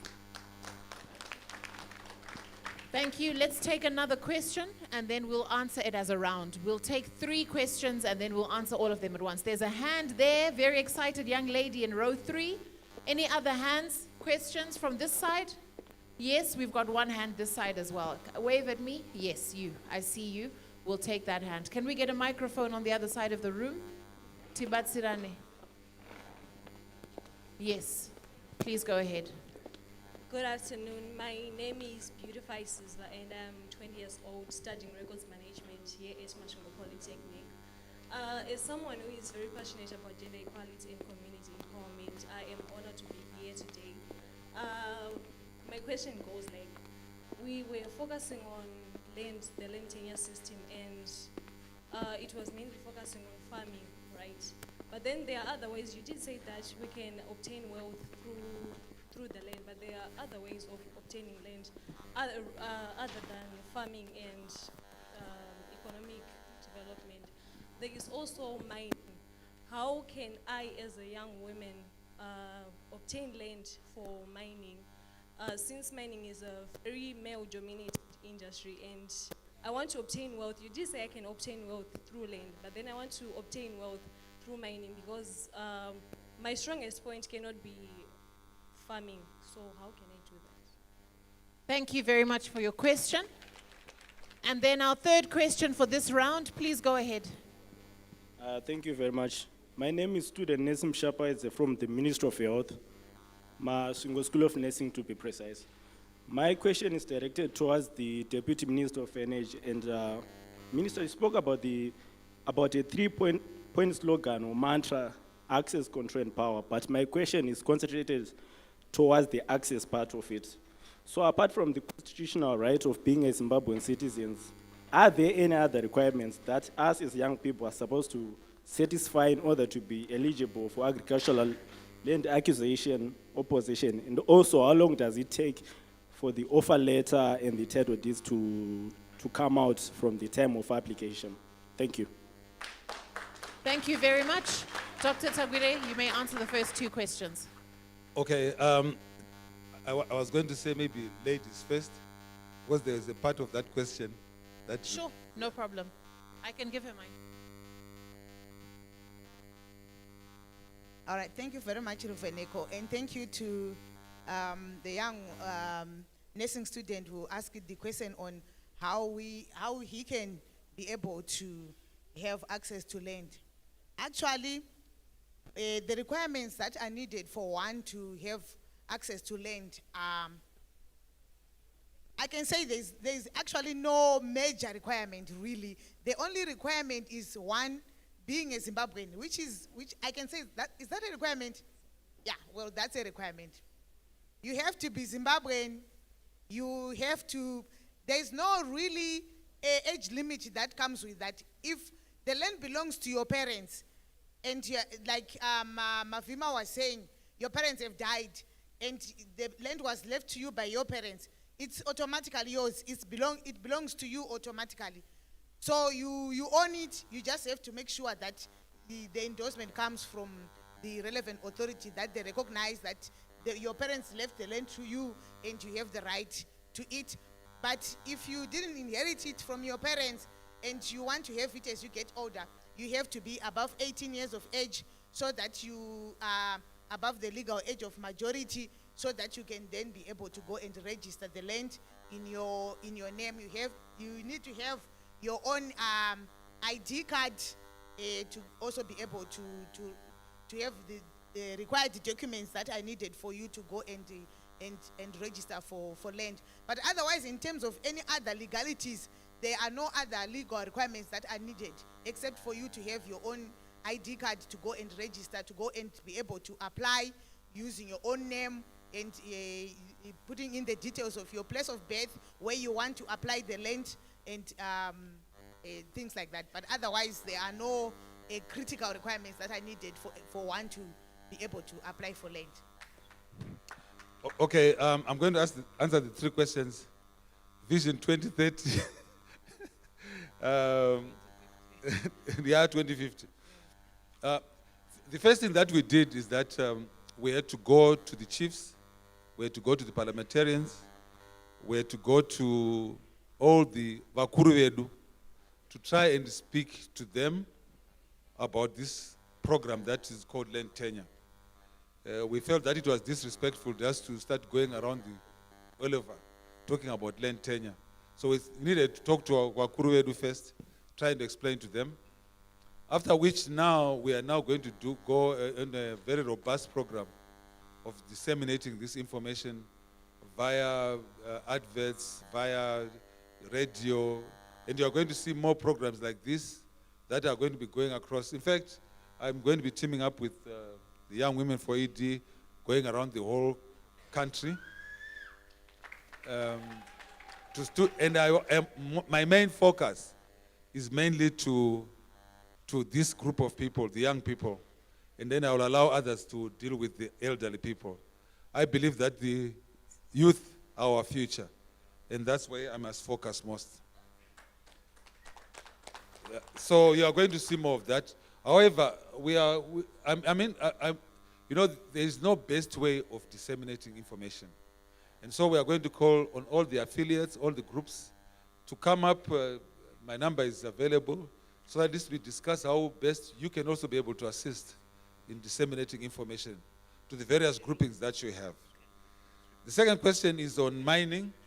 I wish I could talk about mining. Unfortunately, this is a program on land tenure. But I just want to say to you, Bible says our people run off because of lack of knowledge. And this knowledge is actually available. The first thing that you have is that you have a minister of state who is sitting right here, who is available to be able to assist you in this place, in this region. And then there is a department of mining in each province where you can actually go and register an interest in your claims. And these interests will be then actualized as you go and look for these claims. You know, the most interesting thing, if I was to talk about entrepreneurship, which is an exciting subject, some of the richest people are small-scale miners, whom we call makorokoza. So we have given them an embarrassing name so that you do not get associated with that work. Are you following? And I'm going to encourage you that it is not in the name, but it is in the work that you do. Makorokoza average, they are getting somewhere around 70 grams a year, average, 70 grams a year. That's close to $7,000 per annum. So I'm telling you that it is another avenue that you can go to, go and register, and as the claims are coming up, you'll also get a claim. However, it is not in getting the claim that is important. You can also go and get a tributary from someone who's got a mine. There are many ways. It is not just that I've got a piece of paper. They can also give you an access to that land. I'm going to talk a bit about access to the land. For those, if you go and read, I'm going to encourage you as youth, for people you must not allow people to read for you the Constitution. I'm going to encourage you that as you go back to your universities or your colleges, that you go and look for the Constitution. Because the Constitution, it is going to be interpreted by the lawyer, but at least I must have an understanding of what is in there. Chapter 16, section 289, will speak clearly what Comrade Simbane Gavi just said. Land is only going to be given, land is only accessible to those who are citizens of Zimbabwe. How many are citizens who are here? Okay. Ndiana a birth certificate from Zimbabwe. Saka kana une birth certificate from Zimbabwe, you are a citizen of this country. You could have gotten it from other means, but most of us are citizens.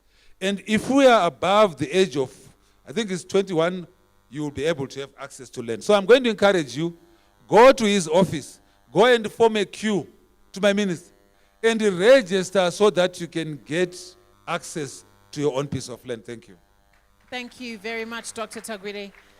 We are now going to open up for our next round of questions. And I want to encourage the young people in this room to take advantage of opportunities. Do you know, Pachabuda, my guest of honor, Edaya, Pachabuda, Vachadzika ma steps and itka.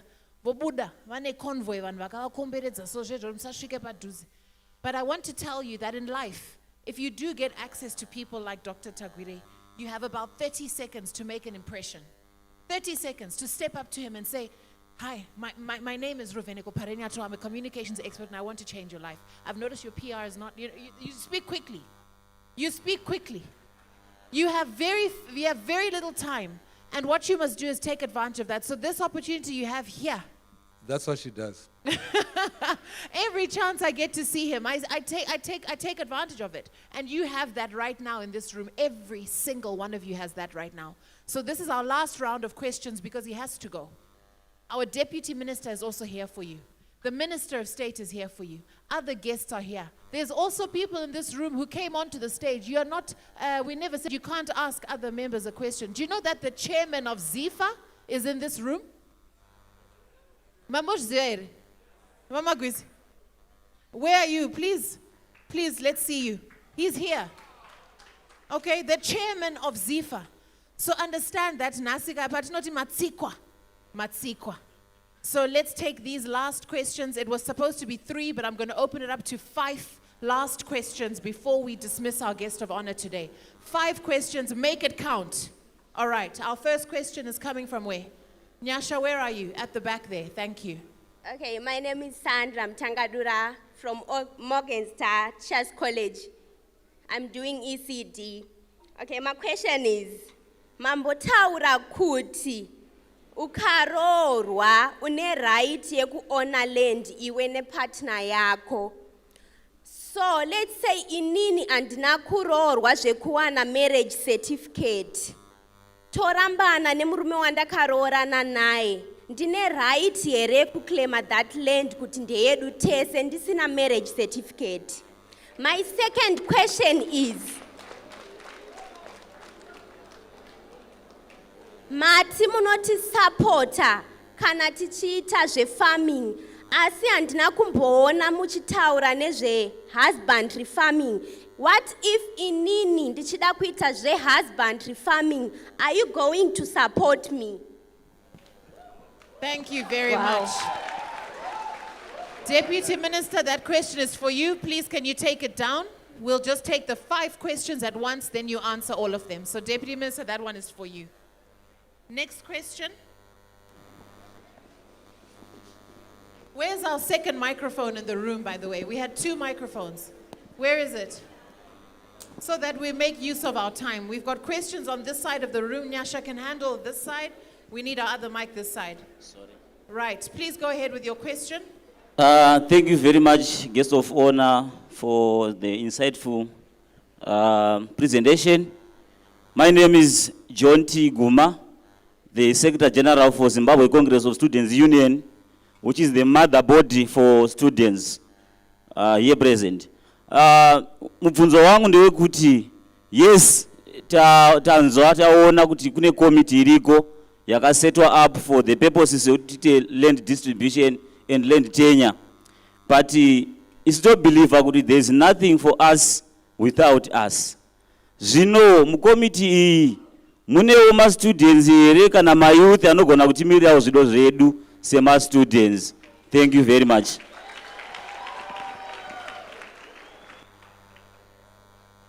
Thank you very much for that question. Let's come to this side of the room. Where are our hands this side? Manes, hanama questions. Neshonazo. There's a hand there. Please give him his microphone.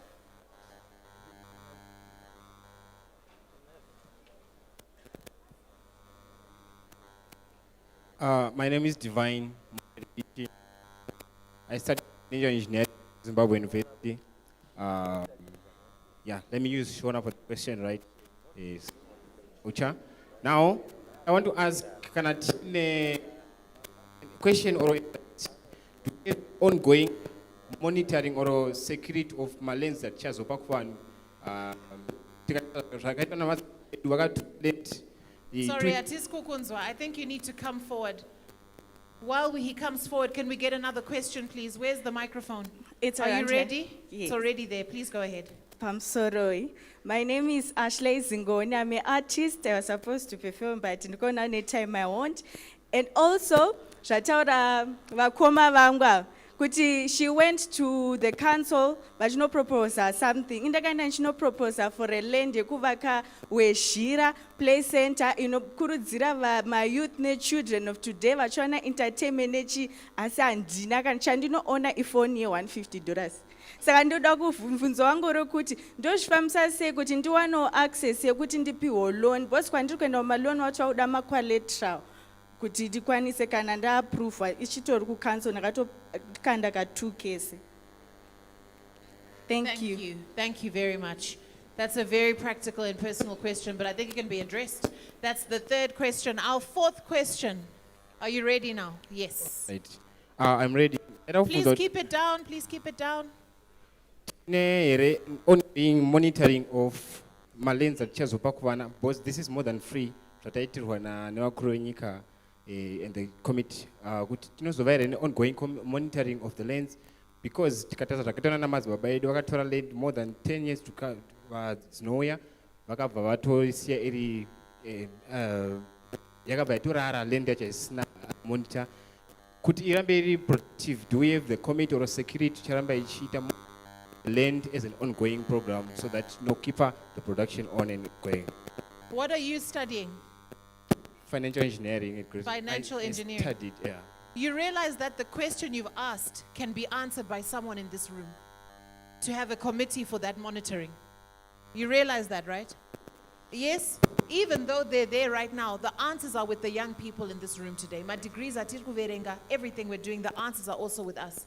So we'll take it, but I know that in the bigger scheme of things, the answers are with us. Our last question. Kuno. Okay. All right. Please, may we go to Hello. here, that side. Okay, I'm Nyasha from the Reformed Church University.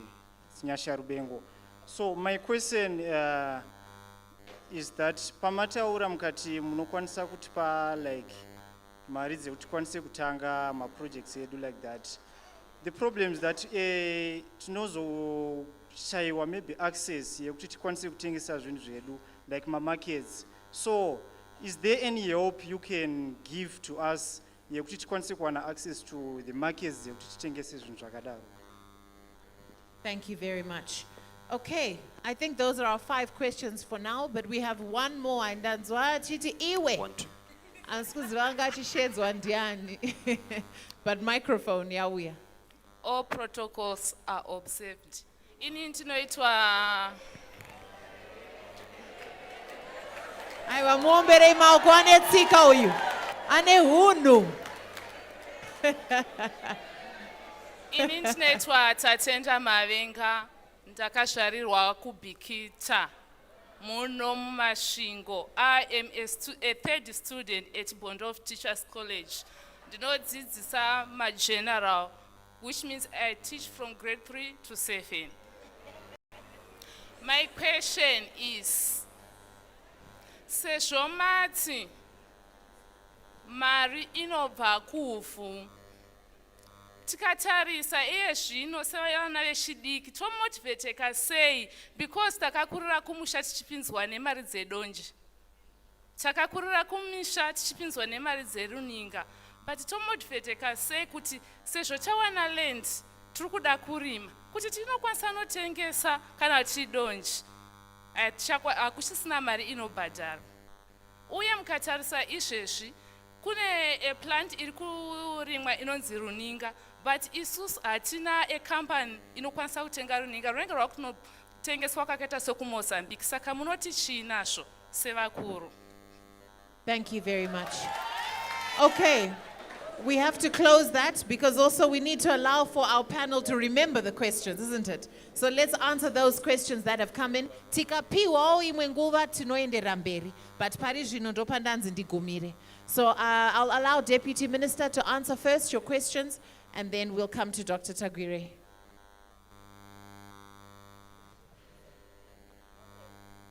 Okay, thank you, Rufi. Mubvunzo wandabvunzwa nemunin'ina wangu ndewekuti kana ndanga ndakaroorwa asi ndisina marriage certificate ndinozoita sei kana tarambana. Ndoda ngotanga kutsanangura kuti muZimbabwe tine marriage akati wande anorecognizwa nemutemo sekuti vanhu vanenge vakaroorana. Asi ndoda kungoti ndingonanga newataura iye unonzi unregistered customary law marriage.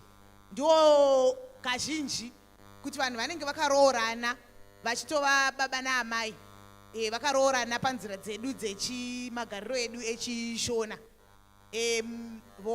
umwe vozorambana pamutemo. Kana ike zvinezvi mutemo wedu unocherechedza kuti kana vanhu makaroorana nenzira iyoyo inonzi uklu, unregistered customary law marriage. Kana makaroorana nenzira iyoyo, kana mukarambana, kodzero dzenyu dzinongoenderana kunyangwe sezvakaita dzivanga vaine muchato. Kana mukarambana, kana muchisheya land, kana muchisheya property, kana muchigara panhu pamwe, zvinoongororwa izvozvo. Mudzimai ane kodzero yekuwanawo esheya paland iyoyo. Tine inonzi section 68 pamitemo yedu inotaura nezve administration of estates. Inocherechedza marriages ese atinawo ekuti vanhu vakachata vane certificate yemuchato, vanga vakaroorana, vanhu vakaroorana panzira dzedu dzetsika nemagariro. Kune imwe yavako ike zvinezvi yekuti vanhu vanenge vachingogara zvavo, vachingodanana zvavo vachingogara. Ike zvinezvi hurumende yedu yakati kana mungatongogara mese, mukagara mese kwechinguva chakati rebei, muchigara semurume nemukadzi, mukaita vana, pamunoparadzana ipapo zvinotoongororwa zvekare kuti manga muchigara sei, muchiitei. Hapana anobvumidzwa kungoinda asina chaakabata. Zvinotongoongororwa kuti umwe nomwe anoenda aine chaanenge akabata. Ndinozviziva kuti dzimwe nguva zvinonetsa kupuruvha kuti ndanga ndikaroorana naye, asi kana muchingogara mese pakabviswa roora kungoti mombe dzakaenda kumba kwenyu, kana kuti vekubereki vemukadzi vakapiwa $20, zvinotoreva kutoti manga makaroorana. Kana ukaintroducwa kuhama dzemurume nemuromo kungonzi ndiye mudzimai wangu, wanga ukaroorwa. Pamunoparadzana munosheyana zvakafanana, maita basa. Nyaya dzemarriage munodzida stereka handiti? Dr. Tagwire, over to you for the rest of the questions. Or Minister Pane Amudautorao. Yes, I'm going to give regaiti pe Minister Bapindre Mvunzi weku one question. Maita guest of honor, taona kuti zvinhu zvose zvinobva muland, ingava mining iri kutaurwa pano inenge ichibva muland. Saka the bottom part, the base is land. Pane mubvunzo wabvunziwa nemusikana anga achibvunza nyaya yemarketing yemaproducts atinenge tichiwana. Utungamiriri hwedu hweSecond Republic hwotungamirirwa naPresident Emerson Dambudzo Mnangagwa vakaona kuti dambudziko zhinji riri kuitika nderekuti tinorima toshayiwa market. Saka vakaisa bazi mostly kuagriculture rinoye AMA, Agriculture Marketing Authority, rinotengesa zvirimwa zvedu zvose zvataakuita locally and international. Uyezve sekuno kumasvingo vataura nezveruninga sesame kuti kunotengesewa kuMozambique. Muno masvingo maane processing plant kumwenezi inoyi sesame processing plant ine training center zvekare kukudzidzisai kurima runinga igogo nekugutengesa ipapo pa plant ipapo. Saka vanodzidzisa kurima votenga zvekare ipapo. Saka president wedu vakaita zvinhu zvakanaka, hapachina chirimwa chinonetsa kunge tichitengesa. Tatenda. Thank you very much. One of the other things that I want to say, ndichida kungobetsera minister wedu ndeyekuti most of the things zvatinorima tinozvirima for subsistence living.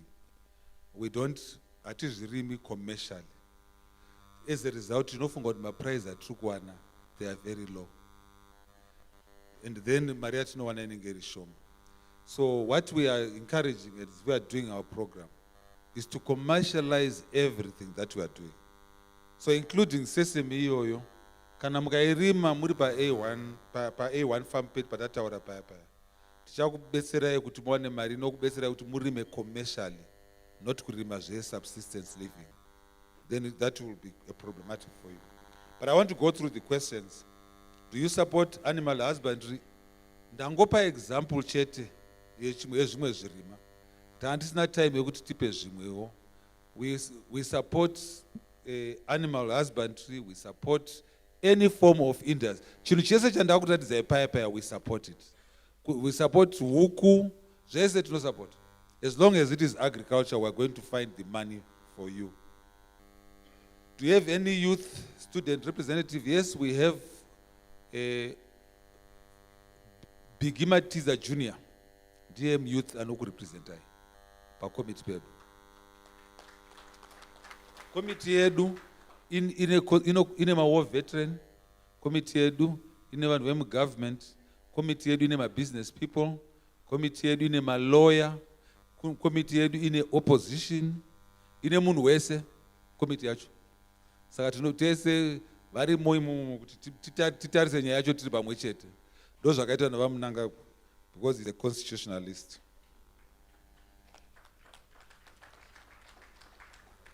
Collateral applied. Am I ndombora kuti musimuke? Muda mari kuita project yenyu?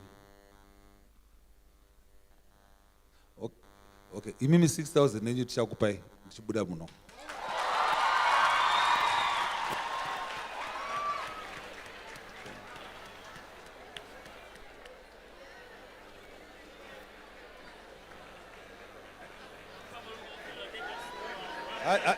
Aiwa, ndiri kuendera mberi, ndichiri kumbopindura mubvunzo.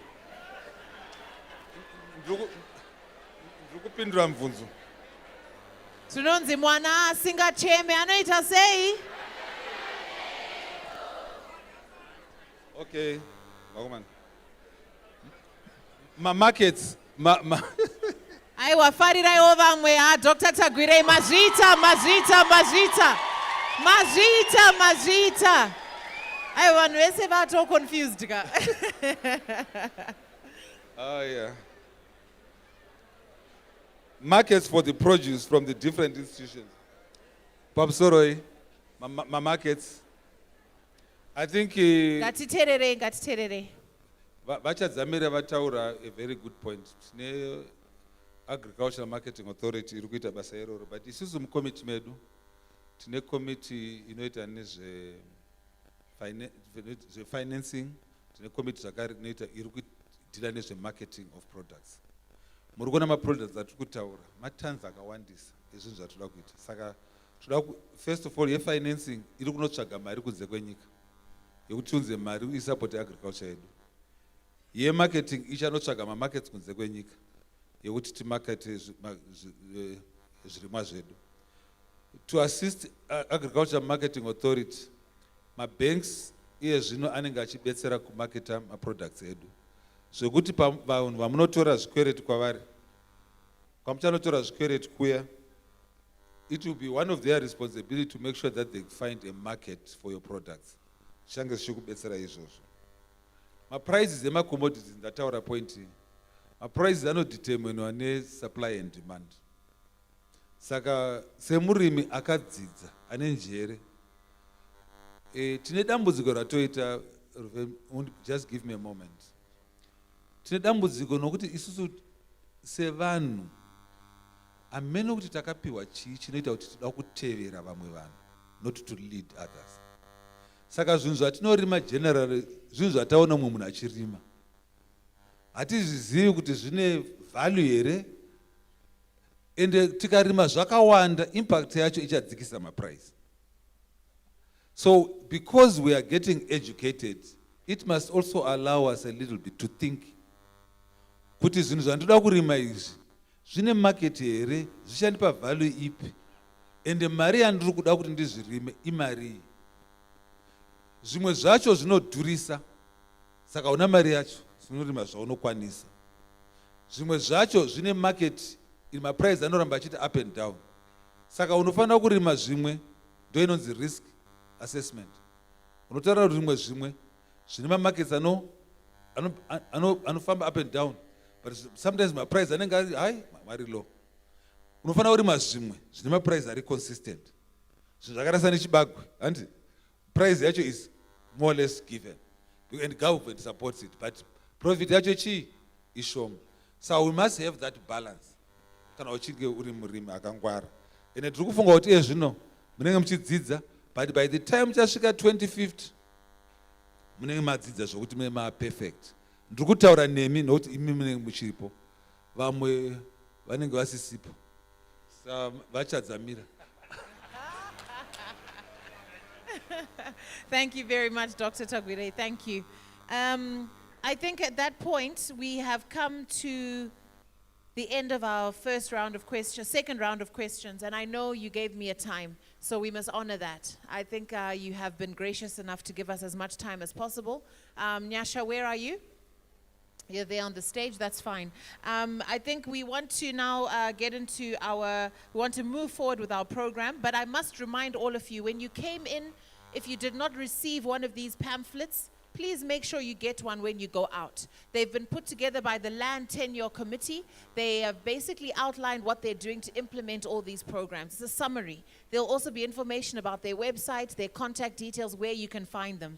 There's also another leaflet in there about the benefits of the freehold land tenure title deeds. It's a benefit. We must always understand what our colonizers did. They came here, they took land, took title, and now we are trying to normalize and regulate things for our people. It's a process and it's going to take time. But we support and we thank those that are putting work into it and working tirelessly under the vision of President Dr. Edi Mnangagwa to realize vision and ownership for us as indigenous people of Zimbabwe. I'd like to hand the program back over to Nyasha. Your capable hands are waiting. Thank you.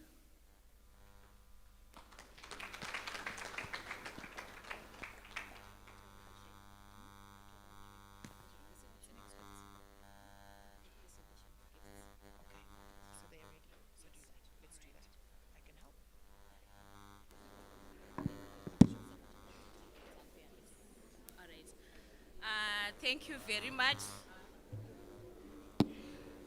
So right now, Honorable Guest of Honor, todakungo kutendai ne delegation yenyu yamauya nayo today to grace this occasion, and we are very happy kuti program iyi yatangira pamasvingo, but isikugumira panapa sezvamanzwa zvichitaurwa naHonorable Guest of Honor.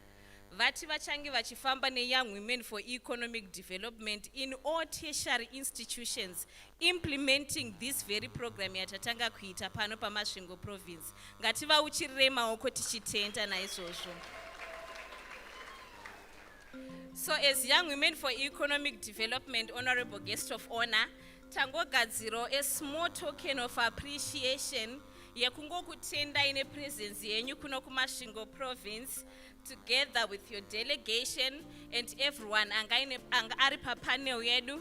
So right now, as you can see, taku present my gifts kuna Honorable Guest of Honor, our National Executive of Young Women for ED, DJ Soka to music zvinakidza wakomana. Hey.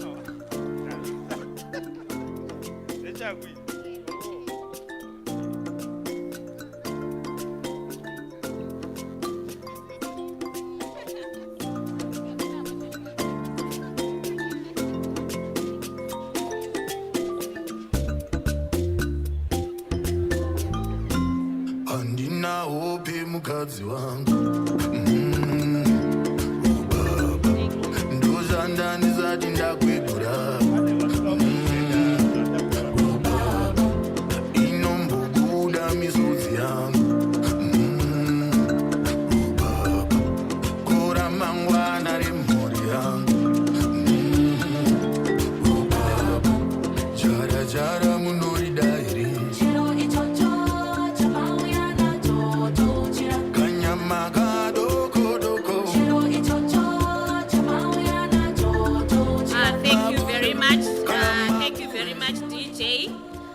So because of time, atishade kuramba tichirebesa munamato, manzwa Guest of Honor vedu vati takumhanya-mhanya, ende vamirira kuona ma-students muchidya lunch vati havasi kumbobva pano kusvika vameka sure kuti mwana wese adya ende aguta. Yes, so right now ndinozviziva kuti nyaya dzechikafu munobva mafara zvisingaite. So right now ndakusira time inoi kuna Honorable Minister of State for Masvingo Province, Honorable Minister Chadzamira, vane zvavanoda kuti tivataure nesu. Thank you very much. Honorable Minister, over to you. Vasikana veyangu ve-economic development, young women for economic development, vanogona kumboimba pichana. Ndoda kuti nzanda kuzisa zvamapiwa vana vechikoro, zvamapiwa nemuremekedzwa wedu. Nhasi mashuzha chaiko. Saka ndoda kuti vambovaimbira guyo gwavo gokuti vatagurei vanoereiko. Gumbo madlira pazhe, chaurura wegona chitova. Uyai muimbe. Chaurura wegona chitova. Mose imbaiko. Gumbo madlira pazhe, chaurura wegona chitova. Vatagurei vanoereiko.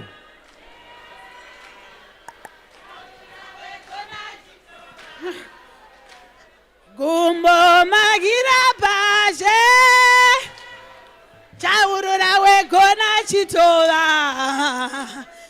Gumbo magira pazhe, ndiyo chaurura wegona chitova. Iyo chaurura wegona chitova. Magira pazhe, ndiyo chaurura wegona chitova. Vadarwira vanoereiko. Gumbo magira pazhe, chaurura wegona chitova. Ivo wegona chitova. Aiwa tatenda. Mururure muridzo.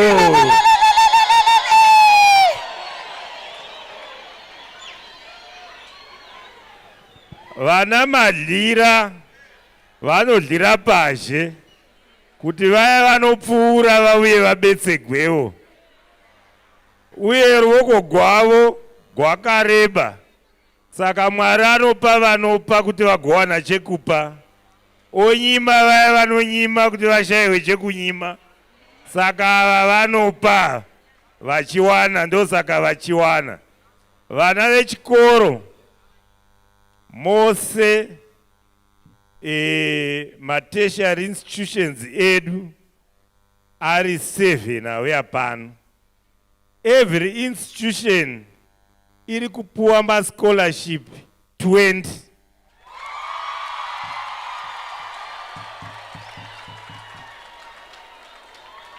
Mururure muridzoko. Saka Young Women for ED, for Economic Development, vachishanda nema-principals ema-universities edu, ndo vachaona kuti vana vanotambudzika zvekushayiwa school fees ndevapi vagobetsegwa vagoendawo kuchikoro. Saka tinoda kutendai madlira nezvamatiitira. Tatenda. Aiwa mururu nemuridzo. Aiwa DJ chimbotipaike kuti tipemberere sema-students. Aiwa taitirwa zvakanaka, ngatisimukei titambe tichingotenda zvinhu zvataitirwa. Tinoda kutenda Honorable Guest of Honor vedu Mr. Kuda Kwashe Tagwirei. Aiwa tinokutendai. Aiwa ngatipemberei zvataitirwa ma-students. Spendi ma-scholarships per every institution. Aiwa tinokutendai chef. Tinokwanisa kutora zvigaro zvedu. Ona ndaida kuti mundinzwe. Aiwa mundinzwe. Ona ndibude mudende. Thank you very much.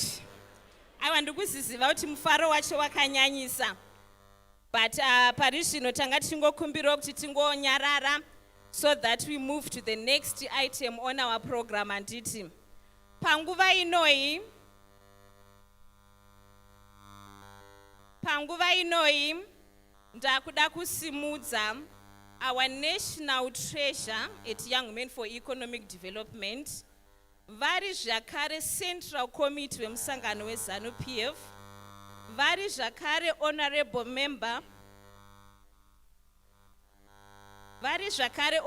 member of Parliament Women's Quota for Harare Metropolitan Province, Honorable Masvingo, vatitire vote of thanks.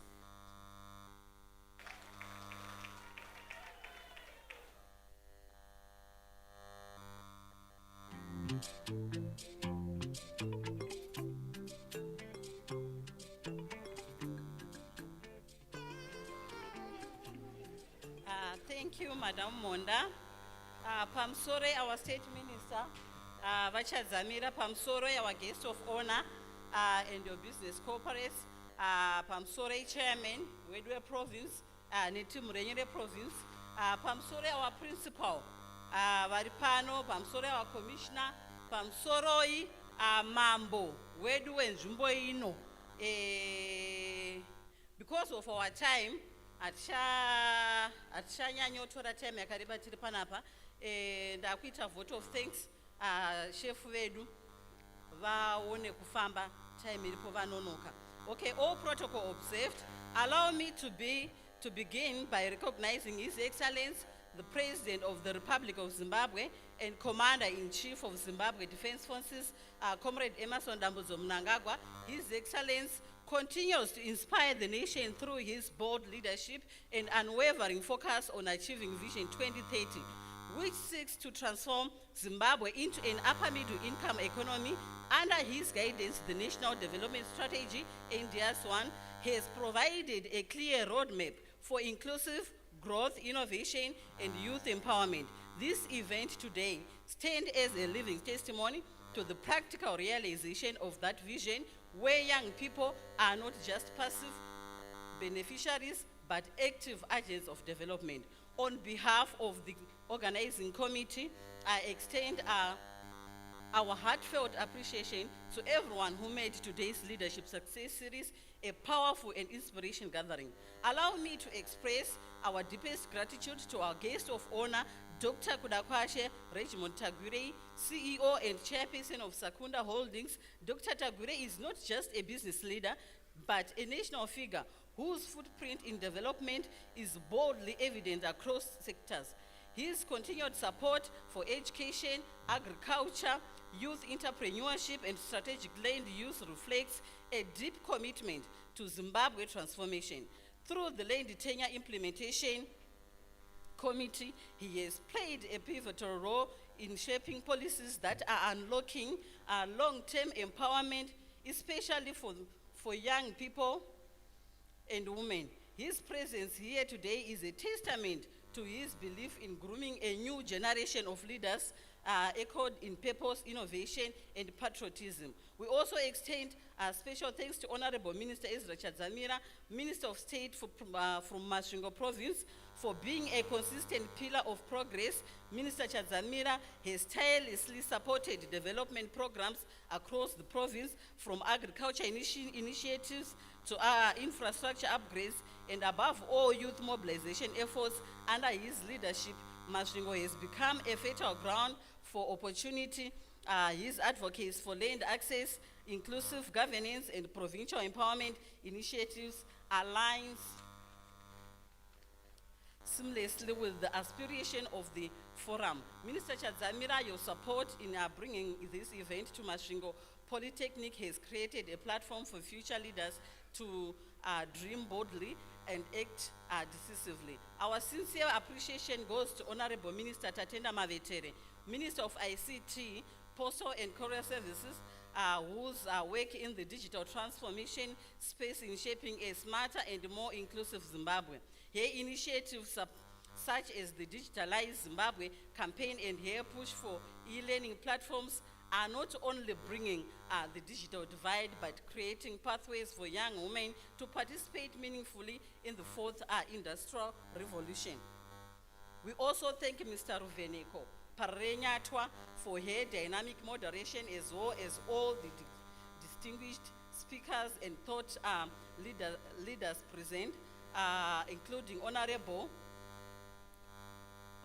S. Mbanegavi, A.T. Nyoni, and Ms. Nyasha Monda, whose contribution enriched the dialogue with actionable insights and lived experiences.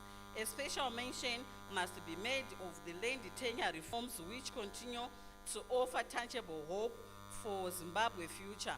The conversation of 99-year lease into our transferable and bankable assets is more than a legal milestone. It is an economic empowerment strategy. These reforms provide secure land rights, open access to financial credits, initiatives, agriculture investment, ensure generational wealth, especially for rural youth and women who have historically been sidelined in land ownership structures. This framework strengthens national food security while promoting equity and dignity. I would also like to acknowledge the presence of sister affiliates who are here to support us. We have Concord Vision 2030. We have Amatu K4ED. We have Boys Zamdara. And also Tinemamwe organization and sina mention up at Panap. Vatan sina kugeta piwa list rabo. Tinokutendene kuya kwenye kwa maita Panap. And we also want to acknowledge the hosting vice chancellor and the dean of our students for opening this academic space to national dialogue. All students and stakeholders present, whose energy and participation today brought life to the discussion, and the entire national executive of Young Women for ED, as well as our provincial chairpersons. Madam Sandra is in here. Madam Sandra, Sandra Ndevele, she was here, Tantina Yemunom the whole day, and also Tina Madam Sharon from Masvingo province. Tudaku kutenda yaskana ma provincial members nekuita kwa maita kuti chinhu chedu chifambe chiende mberi. Let us carry forward the energy and resolve ignited today. May we as young leaders, educators and policymakers remain committed to transforming our communities through innovation, integrity and inclusive growth. As we close, we salute the Revolutionary Party ZANU-PF for its continued support of youth-focused, development-driven initiatives that are shaping Zimbabwe. We envision. I thank you. Ndatraya kuti ndikurumidze time yedu yapera saka ndaverenga ndichimhanya. Toda kukutendai mese mauya kuzosapota chirongwa chedu cheyoung women. Tina guest of honor chiri chirongwa cheempowerment yevana vasikana nevakadzi. Maita basa.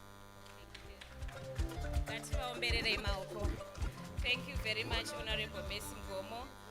Panguva inoendesha kumbiro Madam Geraldine, National Head of Media at Young Women for Economic Development, Vatipo closing prayer.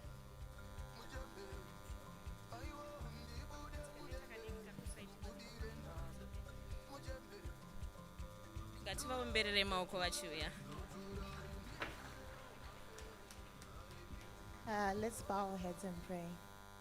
Thank you, O Lord Jesus Christ, for this beautiful day, and we thank you for each and everything that we discussed today in relation to the Land Tenure Act, and we just thank our honorable guests who managed to come through today, as well as all of the students. Thank you so much, Lord Jesus Christ, for this blessed day. Tongo kumbrauti patakudzokera patakuenda famba ineso mutitungamire. Thank you so much, Lord, for this beautiful day. Amen. Thank you very much. Program yedu yapera, but ndokumbirwa mese murambe makagara pasi.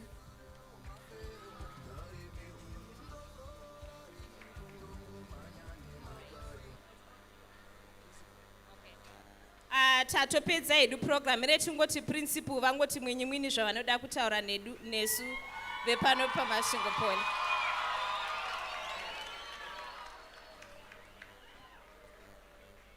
Rega nditange nekuti all protocols observed. Chandangosumukira pano ndechekuda kutenda guest of honor. Masvingo Poli yapuwa makombiyuta 20 nokuti tahosta rimwe chete richiita about 5,000 saka toda tine mufaro mukuru tatenda zvikuru guest of honor. Thank you very much. aiwa tinozvitenda saka tinoda kuti tese tirambe takagara pasi handiti guest of honor vedu nedelegation iri kunoku ndo vanotanga kubuda then isisi tichizoteera kumashure aiwa ngatirakidzei kuvafarira.